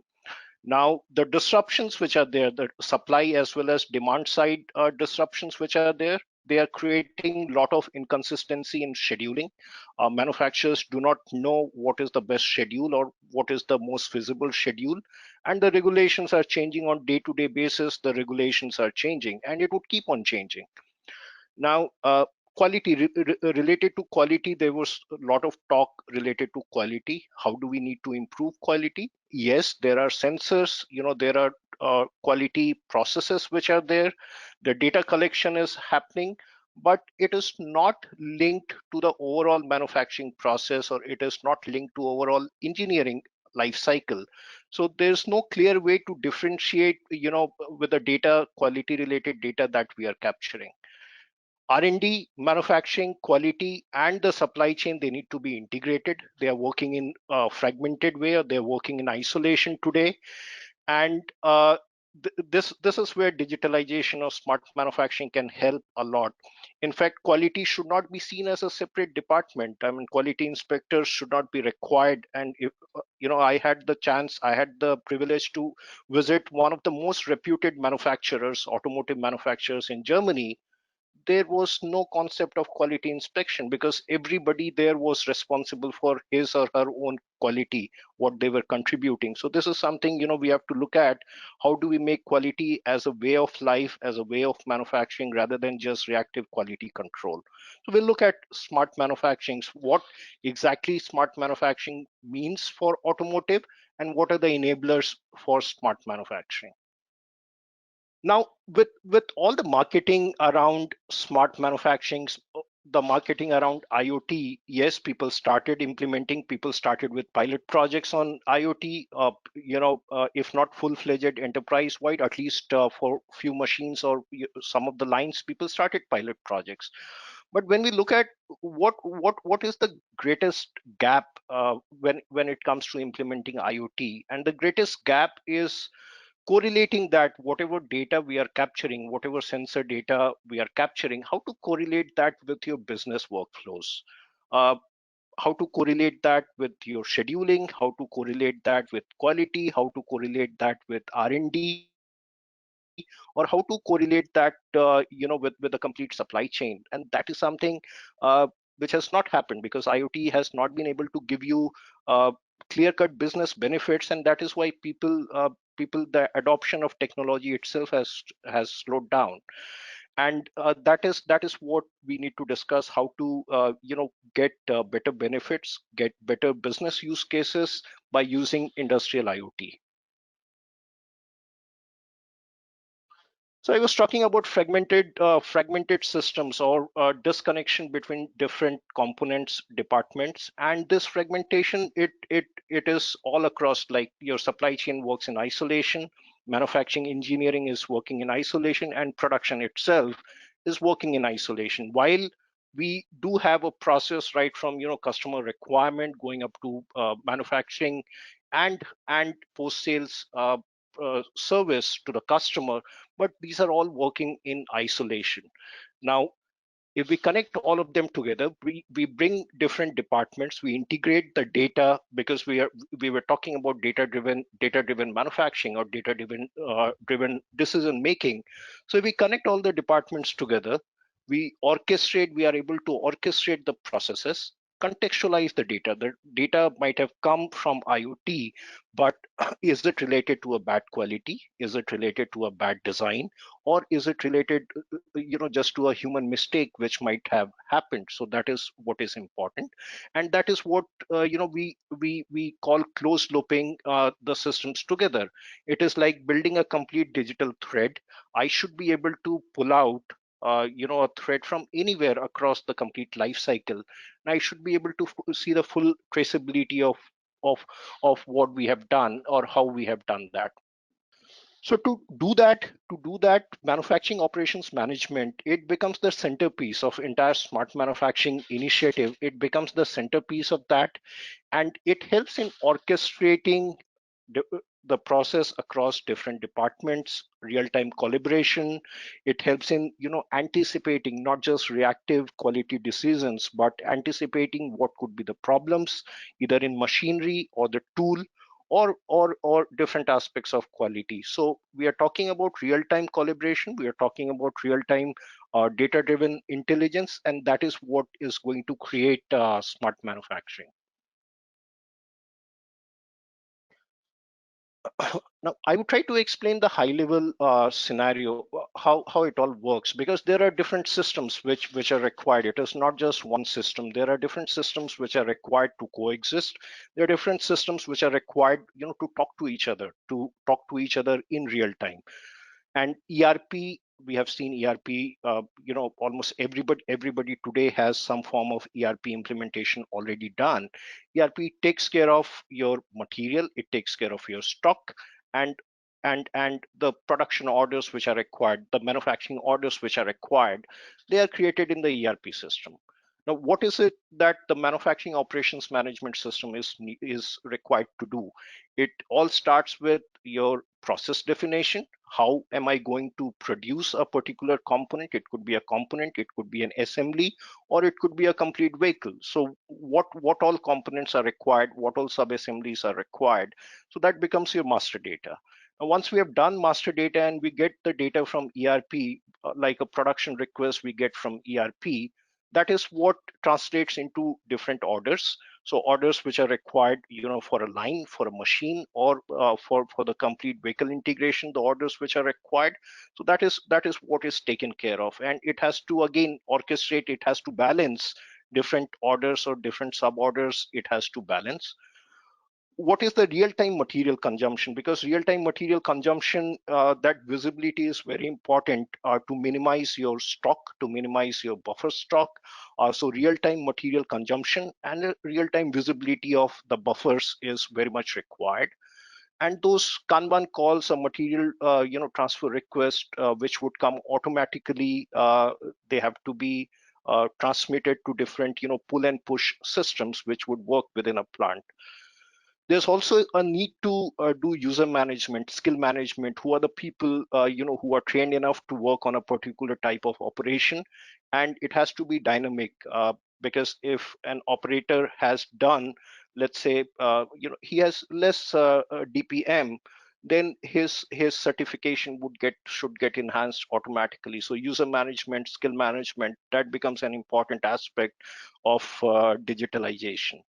Quality, yes. So quality data collection through automated sensors, automated gauges, as well as there would be a lot of manual quality declaration. It could be a visual inspection which is done, and once you're doing that inspection, if there's a non-conformance, there's a rework to be done, how that has to be handled. And while doing this, the whole idea is to build a complete product and process traceability. So traceability in terms of material, manpower, and the processes. It could be the condition at which I'm manufacturing a particular component.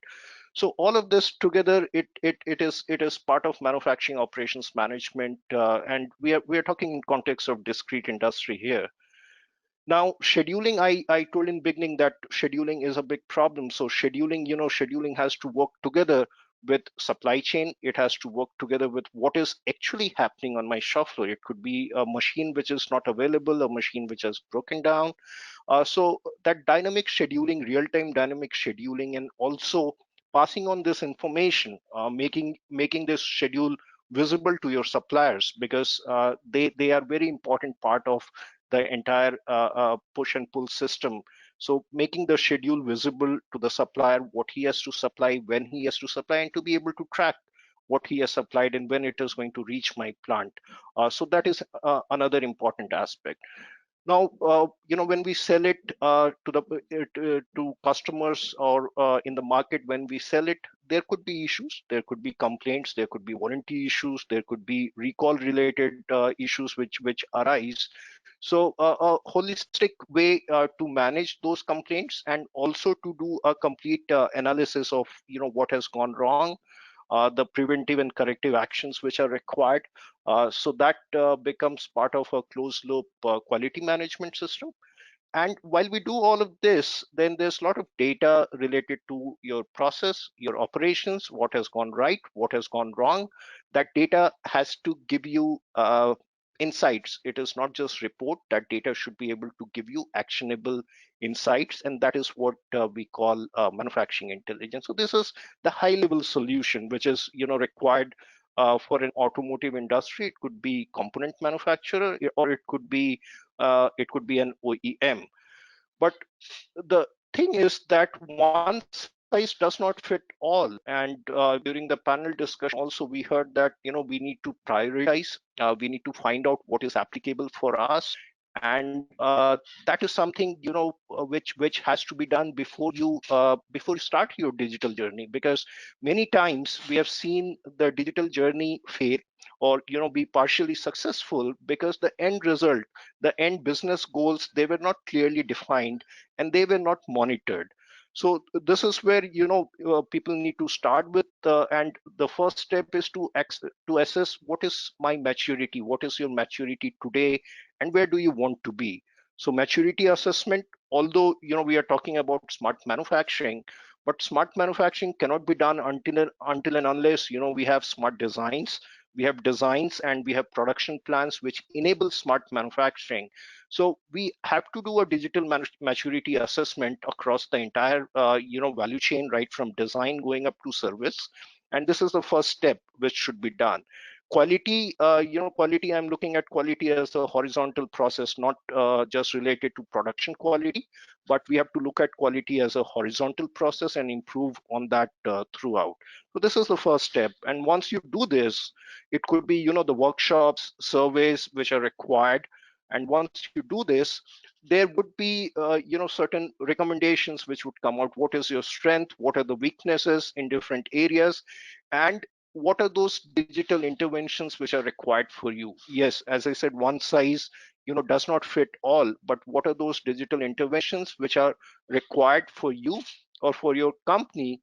That is what comes out. And as I said, what are the key business requirements? It could be faster time to market, increasing manufacturing efficiency, reducing your inventory or WIP. So there, it could be different. It could be different for different customers. And we finally have to define what are the focus areas, what are the key imperatives, and what digitalization technology would be required for us. Put it in a phased manner, because big bang approach does not work in most of the cases. So it is very important to find out what are the low hanging fruits, phase it, and then implement and start realizing the benefits of that. And there would be continuous improvement, because no plan is perfect. There would be continuous improvement which is required in this.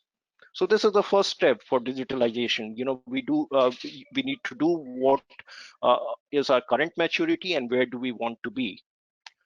Now, having done that, that, there are 6 pillars for smart manufacturing solution. There are 6 pillars which are there. It all starts with supply chain integration, scheduling, process orchestration, because you need a manufacturing process management layer like we have, ERP layer. So we also need to have a manufacturing process management layer, which is going to orchestrate, different devices, materials, supplier, and quality. Quality, yes, quality is a key part of this entire initiative.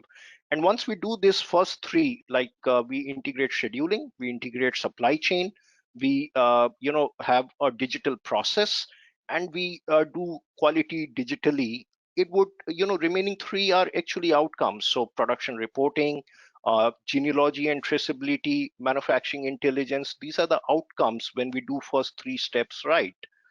And that is what we would look at, with some examples. That is what we would look at. So the first step, I was talking about supply chain integration, scheduling, and this is where your production orders which are there from ERP system, or your customer orders which are there, could be either. So they have to be sequenced and they have to be scheduled. Your lines have to be balanced, and a complete constraint check has to be done, because it should not happen that once I start assembly, I realize that a material is not available, or a sub assembly coming from another line is not available. So we have to avoid those scenarios.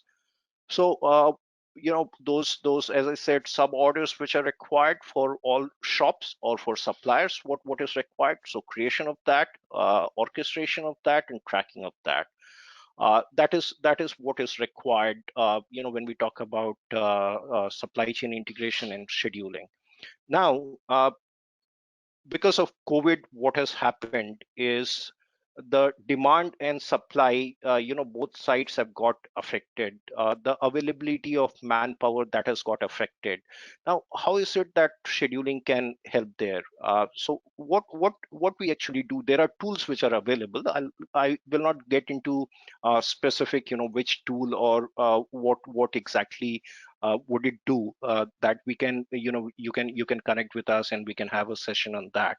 But there's technology which is available, to implement the social distancing. For example, the social distancing norms have to be implemented.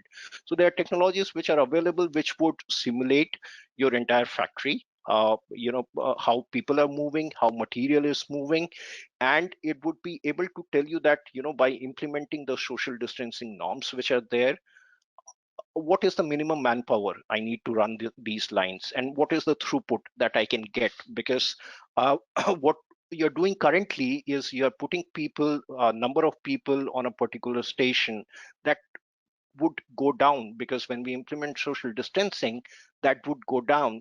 So because of that, what is the throughput that I'm getting, and whether it is feasible to carry out production or not. So that complete risk mitigation, it can be simulated, and it would also give certain suggestions, because if it is not possible physically, because the shop layouts, they have come up over a period of time, that they can't be changed drastically today. But what these tools would help you in finding out is, those small changes which are required, or those small automation interventions which are required. It could just be a short conveyor which is required for material transfer from one station to another, which is non-disruptive. So these things can be done. So that is what this technology would help you in finding out. Now, once you have done that, like what is the manpower with which I can operate today? We still need to schedule it. We still need to schedule, like what are the orders, what are the those orders which we can produce today, what we can produce tomorrow, and most of the scheduling, it happens manually today. Either a human being, a person is responsible for that with all the constraints in his mind, or they will have their own excels which are created. But we see that scheduling is mostly done manually. And today, when we are talking about supply chain, as well as demand side disruptions, there are multiple permutations and combinations which are possible.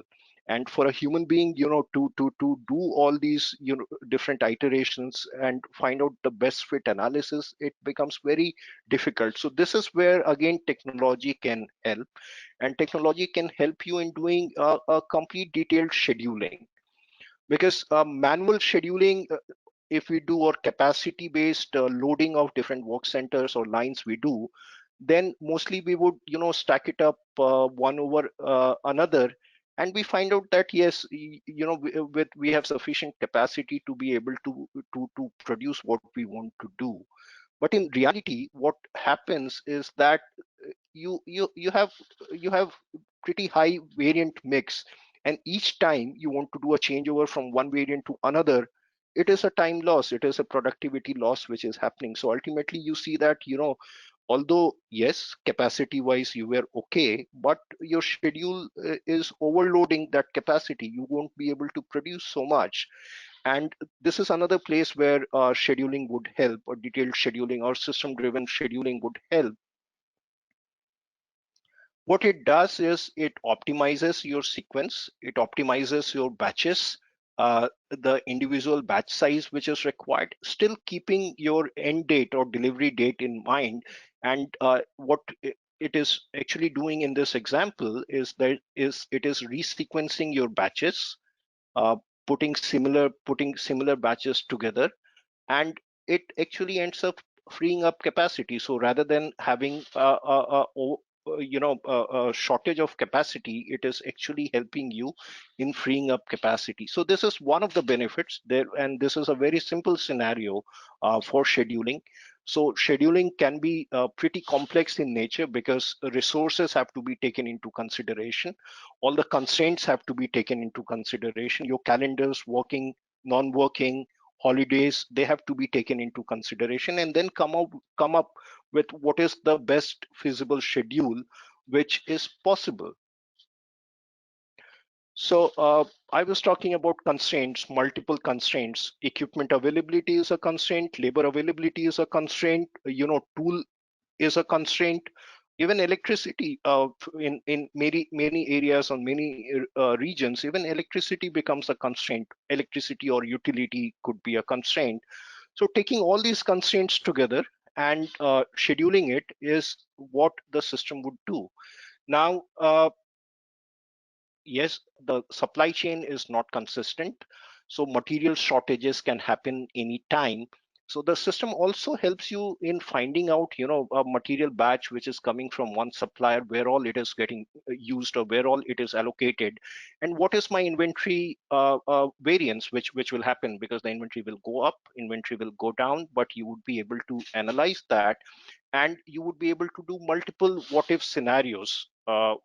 And if there is a shortage, so if something goes wrong, a material is not available, then the system would flag it to you, what is the shortage, what is the exact quantity of shortage, and it would not just show you what is the shortage, it would also help you in doing those automatic repairs, like what is the next best possible schedule. If this is not possible, what is the next best possible schedule.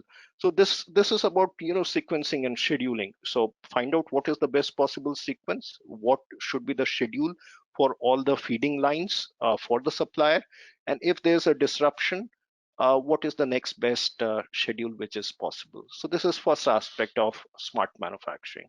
Now, when we talk about smart factory, we, to a large extent, it means paperless factory. And in this time of uncertainty, again, it is very important because the workforce, the workforce is pretty dynamic, and you might not have the same operator at the same station every day. That might get disrupted. So how do we help the operators? How do we help the operators in preventing mistakes which can happen, because the variability could be very high, and if he or she is a new operator, so work instructions, guided work instructions, what is it they need to do, what are the parts which they need to assemble, scanning those parts, error proofing it, and if there's a problem, raising a red flag then and there itself. That is what the system would do. tools. So tools could be CNC machines, tools could be a talking tool, tools could be just a quality gauge, camera-based inspection. So any kind of tool, again, what is it that the tool has to do? And once the tool does that, we need to acquire that data, analyze it, and if it is beyond the control limit, again, create a non-conformance or a deviation then and there itself. So that is, about tool management, tool data management, your line management, data collection. And this information, yes, it has to be broadcasted. Meaning it could be, a smart anden screen, mobile devices. So transmitting this information, what is going good, what is going bad, that is what manufacturing operations management system is going to do. So it increases your flexibility, it increases the resilience of the process, and it helps us in reducing the cost, and going paperless, having a complete digitalized process. These are the certain outcomes for by doing this. Now, when we do manufacturing execution, in a digital way, there are certain other benefits that would come. So your inventory reduction, because just-in-time inventory and correct material consumption, what is the real-time material consumption, that is what would happen. If you need a picking or a kitting has to be done, so guided picking, guided kitting, there again multiple ways in which it can be enabled. It could be, through a mobile device where the picker goes around, he would pick up. It could be pick to light system. So it's not that these systems are not existing, but again, some of these systems are working in isolation, and the idea is to bring all of these systems under a common framework.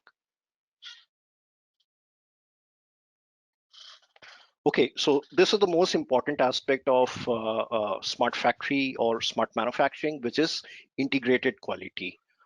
Integrated quality, it all starts with quality planning. Yes, there are quality plans, there are control plans, but either they would be, in hard copies today, or, scanned hard copies in your ERP system, or it could be a paper-driven manual process, some PDF files, but there's no consistent way of doing quality planning. So quality planning, that is where your quality SOPs have to be controlled, the control plans have to be controlled, and it also, it would also lead to your supplier's scorecard, what kind of scorecard a supplier is carrying today dynamically. That is also an outcome of quality systems. So quality planning, once quality planning is done, there has to be a guidance. So quality could be done at by the operator who is manufacturing, or you have quality gates, you have end of line quality, PDI quality, so different aspects of quality which would be enabled. uh, Guidance to the operator, what has to be done. So it could be an image based quality data collection, it could be a sensor based quality data collection. So different data points which are required, maintaining a correct traceability of that, and if there's a defect which arises, then what is the corrective action which was taken. And while we do this, then yes, reports, your DPM reports, your cost of poor quality reports, rework cost report. So these are again some of the outcomes which the system would provide. So we would look at the quality process in a little bit more depth. It all, because if we talk about end-to-end quality, it starts with your design quality. So design quality, you would have APQP processes. Most of you are APQP. You follow APQP process. So the APQP process, the FMEA process, and ultimately creation of a bill of material or a routing, which is what we are calling bill of process. That is what gets created. Now, this is on the planning side. You have done your planning, you have done your engineering, but on the execution side, this quality data, it can be captured either internally if you are making those components internally, or it could happen at the supplier end. If supplier is making some component or a system for you, then this data has to be captured at the supplier end, and this data has to be captured. So this is where again industrial IoT plays a very important role, because your suppliers would be distributed across the country or across the globe. And how do we capture quality data from the suppliers in real time and take those corrective or preventive actions which can happen. Now, while you do that, those corrective actions which have to be taken, they would be taken, but quality also involves after sales quality. So that is where your CRM system or dealer management system, uh, that data has to be contextualized, that data has to be mined, and that data has to be fed back into your organization's quality processes. So that is something which integrated quality management system would enable. And if there is a change, if there's an improvement which has to happen, that change would happen, and that change would be communicated across, to your suppliers or to your own manufacturing floors. And that is what creates a continuous continuous improvement process. So this is what closed loop quality closed loop quality management system would do, and enable smart manufacturing, enable cost reduction, enable quality improvement initiatives.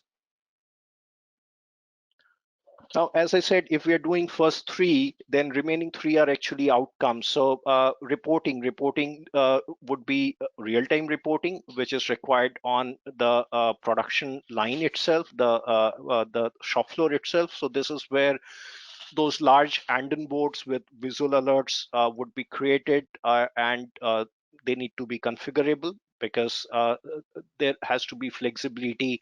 If you change the line layout, then the Andens also have to change.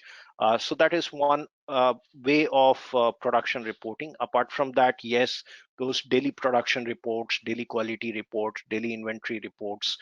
So those reports would be required. They would come from the system. Genealogy is another outcome. So genealogy means complete material traceability, quality traceability, and also critical to quality. There are certain processes which are critical to quality. Let's say your temperature is critical to quality, your spindle speed is critical to quality. So all of that critical to quality parameters, while I am manufacturing a particular part or a particular batch, what are those parameters? What are those materials that I have used, material that I have consumed, and if there are non-conformances, whether there has been a complete buy-off or corrective action which has been performed or not. So that becomes part of complete genealogy. So it is material, it is man, it is machine, and all the quality parameters which are required. So that becomes a complete product genealogy. And it would help you in doing root cause analysis. So tomorrow, if there is a field failure or a problem which has happened, it would help you in isolating it. God forbid, if there's a need to recall, it would help you in reducing the size of the recall batch. So these are some of the benefits that complete product and process genealogy would help you in getting. Then the next one is manufacturing intelligence. Manufacturing intelligence is slightly more than reporting, because reporting would give you operational reports like DPR I was talking about. But manufacturing intelligence, it would help you in having a complete enterprise-wide integration. So you have different machines, different lines, different factories. They can be integrated under a common data-driven, visualization platform, which would give correct insight either to management or to different departments, or even some of them back to the operator itself. So that is what manufacturing intelligence would bring to you. And the outcome could be a dashboard. These dashboards could be a role-based dashboard, function-based dashboard. And again, the data has to be near real time as much as possible.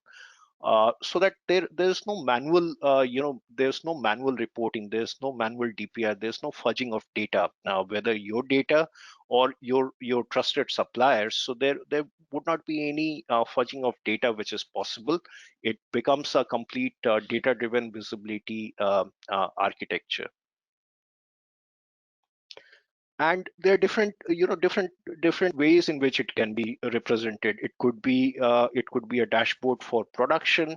It could be OE related dashboard which is there. It could be quality related dashboard, or analyzing this while we have so much of data, analyzing the data so that I can prevent a quality mistake. I can do a predictive maintenance of my machine or my tools. So all of them together would help you in improving the product and process quality.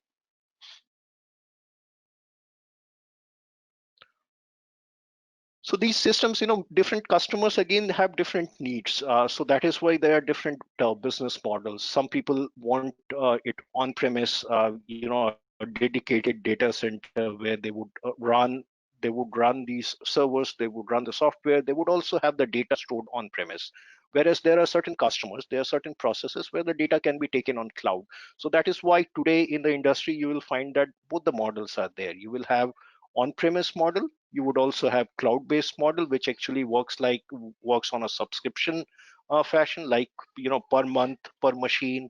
What is it that you need to pay if you want to have this kind of intelligence, manufacturing intelligence, which is required? So integrated manufacturing or smart manufacturing, see, there are multiple benefits. I'm just trying to summarize, what are the high-level benefits that we would get, and they of course they include synchronization of the complete process, optimization of the process itself becoming more efficient, reducing the errors, reducing the cost, increasing your product quality, improving visibility of all the operations which are happening, real-time visibility of that. Genealogy, when you have it, you also comply to certain regulations, because there are regulations related to product traceability. There are regulations which are related to safety critical parts or emission critical parts in a vehicle. So those regulations also can be met automatically once we adopt smart manufacturing. And then the analytics which we get from all of this, it helps us in continuous improvement and closed loop process. So these are some of the benefits that we would get. And if we look at, this is a report from Fraunhofer Institute for Manufacturing Engineering. So when Industry 4.0, when that concept came up, people also did multiple studies on what could be the benefits of smart manufacturing, or what could be the benefits of Industry 4.0. And these are, what they do is they give you a range. So range, when I say manufacturing cost reduction 10 to 20%, it is a range. Now it could be 10%, it could be 20. That varies customer to customer, that would vary. And that is when you do a complete digital maturity assessment and a roadmap creation. So that is where this can be fine-tuned of what exact business matrices you would be looking at, and what are those key business drivers, whether it is cost reduction initiative, whether it is inventory reduction, whether it is a complete integrated quality, or whether it is traceability and genealogy. So what are those key business requirements which are getting met? And each one would have its own benefit and payback period.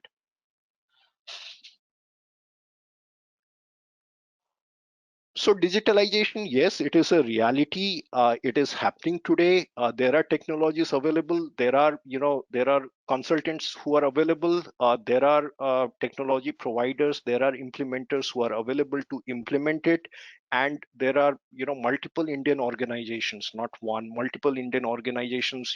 Whether it is SMB, whether it is component manufacturing, the tier one suppliers, or the OEM. they are implementing technology, they are implementing digitalization, and it's a reality today. So that is what I wanted to say.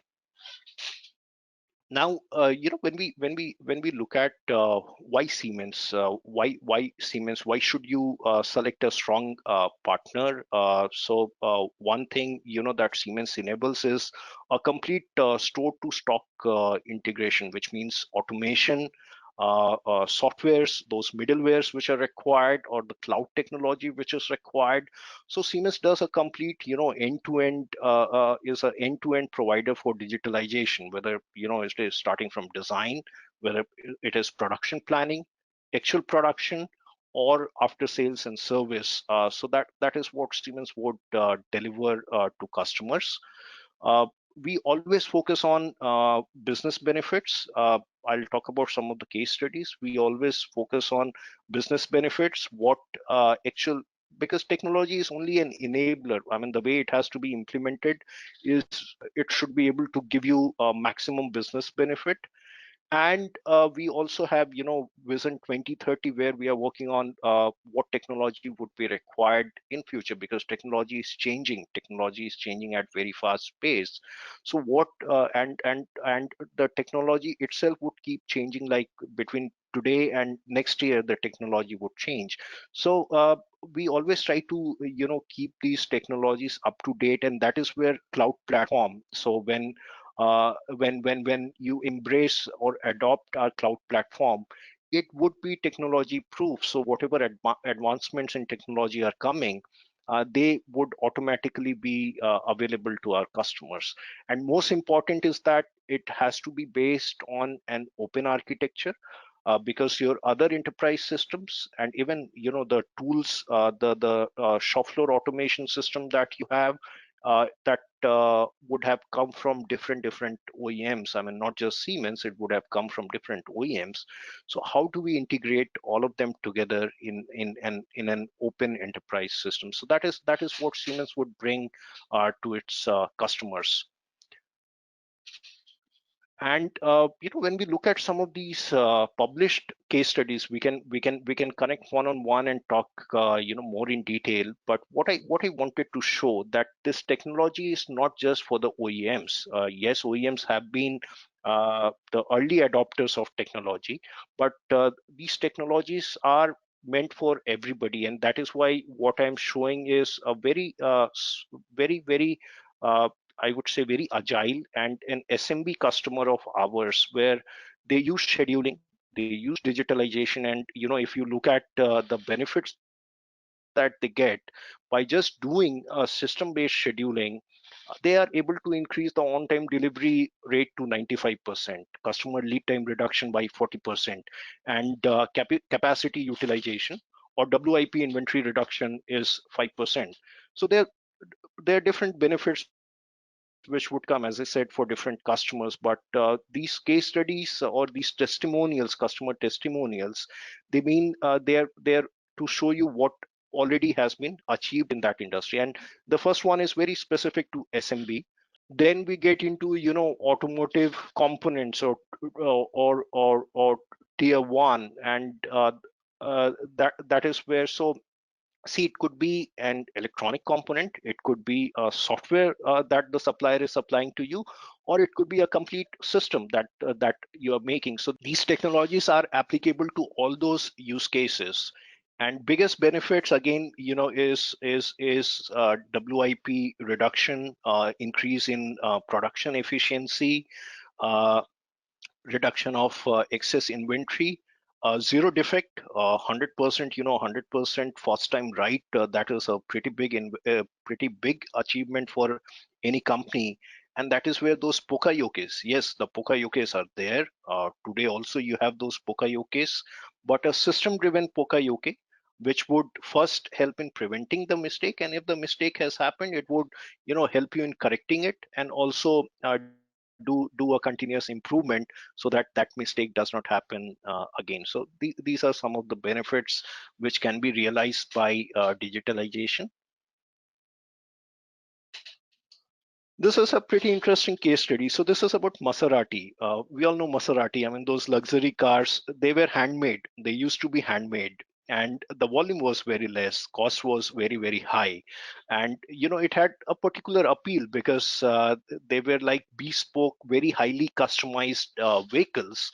But Maserati wanted to increase the capacity. They wanted to produce more. They wanted to be, able to address more customers, and what they did is they implemented this technology. So what has happened because of technology implementation is that they are able to work with a lot size of one. Although it was a manual process earlier, they do have some conveyor systems, some assembly line systems now, but still they are able to work with a lot size of one, and more than 70,000 possible combination, because each vehicle can be different. Customer can configure, customer can design what he wants. I mean, not design, customer can configure what he wants and create a variant of that. So by doing this, even with so much of customization possible, they are able to produce 3x more cars than what they were able to produce earlier. They are also able to reduce the vehicle development, new vehicle development timeline from 30 months to 16 months, which is more than 30% improvement in development time. Not 30%, I mean it is almost 40 to 50% improvement. So these are the benefits that even somebody who is into very highly customized products, they can get these kind of benefits. Now we have another one, WinFast. WinFast, what has happened now is there are a lot of new players in the market. So new players could be for EV, could be for e-scooter, or it could be a completely new OEM. And for new players, it is very important that they are able to bring their products to market as soon as possible, as early as possible, so that they will have the first mover advantage. And this is where WinFast. So WinFast is in Vietnam, and they were a company which was into construction business, chemical business, and they are I think the newest kid on the block for automotive, and they were able to they were able to adopt all the technology. They were able to come up with a greenfield facility in a record period of time, which actually means 50% faster time to market. And this is like a showcase factory if you talk about smart factory or digital factory. So this is one factory which has end-to-end digitalization, which has happened in Vietnam, and that too in a record period of time. So that's all I had, to cover today. If there are questions, I can take questions now. Hello. So I would voice out question. So the Mhm. first question is it's somewhat related to manpower thing. Just it appears that smart manufacturing requires higher skills and stable workforce. Are the companies adopting smart manufacturing, changing their employment models, and reducing reliance on contract workers? And are companies investing in upskilling of their existing workforce to be able to work with new technologies? All right, I would answer that. So I would answer one by one. This is a very good question. Stable workforce. Now, the whole reason that smart manufacturing is required is because the workforce is not stable here, and it means that there's a greater need for smart manufacturing because we have contract workers, we have casual workers, and there are certain rules that a worker cannot be kept at a particular department for more than 6 months. So you also have to rotate those workers, and that is where smart manufacturing would help, because it is helping you in de-skilling, first of all, reducing the dependency on a skilled operator or skilled worker. You are able to give all the guidance to the worker. You are also able to implement real-time mistake proofing, which is required, and you would be able to. So what mistakes, what is the number of defects which the operator or that station was responsible to, you would be able to track that. Now when it comes to skills, higher skills to to be able to adopt smart manufacturing, no, because the way these systems are designed, the way these systems, on the shop floor, specifically on the shop floor where skill is an issue, it is actually designed for a layman to work.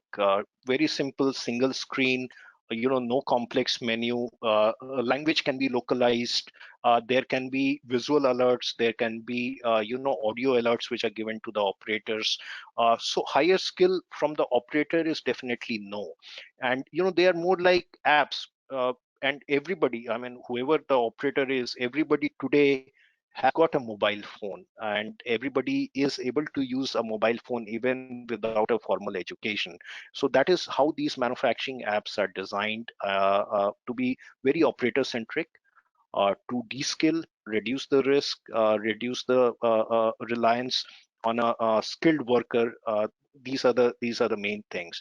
Now, at the same time, upskilling workforce, yes, that is a part of CSR also.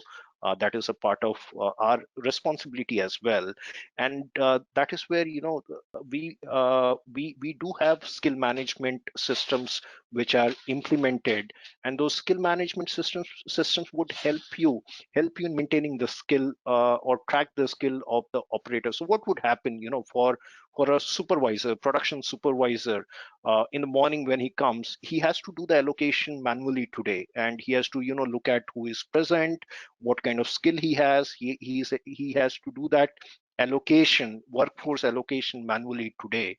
Now what would happen when I'm doing a skill management in the system is that, when the operator comes in, yes, operator has got a smart card, he would punch his attendance. So the supervisor would be able to see who are the operators, at what skill level, and what is the allocation that what is the best allocation that the system would suggest him to do. Moving on to the next question. Can the system be implemented for benefits of an AMC contractor? All right. So AMC. Yeah, AMC. What I understand, Gautam, you can correct me if I'm wrong. What I understand is these AMC contractors are responsible for plant maintenance. If an equipment breaks down, they have to make it up, and they also have to do all the time-based maintenance or preventive maintenance. They are responsible for that. If that understanding is right, then yes, those SLAs which are there, uh, for the AMC contractor, as per SLA, what is the equipment uptime, defining that, doing a complete asset, all the assets which are there. So it could be high value asset, with parts which are under warranty. So capturing that, and if something goes wrong, something has to be changed as part of periodic maintenance. Something has to be changed, then recording that information. So always having an up to date inventory. What is the install, up to date install, what is it he has to do tomorrow, what is it he has to do after 7 days, what is it he has to do after 6 months, because he also has to plan for workforce. The AMC contractor also has to plan for material, the spare parts which he has to supply. So I think these are the helps that AMC contractor would be getting, if my understanding about the question is right. Next question. It's from Santosh Natarajan. Question is, Mhm. when it comes to data or the digitization, most of the industries are going towards cloud. But is that going to give any value adds to the manufacturing industry? Yeah, so the value add is, see, with cloud, your entry barrier, it comes down. You can start very small. With an on-premise system, you need to have a data center in the plant, or if that data center is at the corporate, you need to have a very good WAN connectivity between all the plants. So that investment in infrastructure is much higher if you go with the traditional way. With cloud-based system, that initial investment, or the skilled. So there was a question on higher skills which is required to run or maintain these systems. So that also is taken care of because these systems would be provided you as on a SaaS model. Somebody else is maintaining these systems for you. Somebody else is, implementing these systems for you, and they also come with lot of good practices, global good practices built in. So because a SaaS system is going to be used by somebody in Germany also, somebody in India also, somebody in China also. So they already have those global good practices or best practices built in, and the time to implement is lesser. The cost to implement is lesser. The IT workforce that you would need to run and maintain such a system, that is taken away. So yes, the cost is definitely less. The total cost of ownership is definitely less. And makes you more agile. Yeah, yeah, yeah. You can scale up, you can scale down. It also makes you agile. Like somebody who is running pre-COVID, somebody was running just a pilot for 10 machines. Today he can quickly scale up 200 machines or even 1,000 machines. He can scale up quickly. Very quick question came up, and this is about security. How to address the security? Yeah. So security is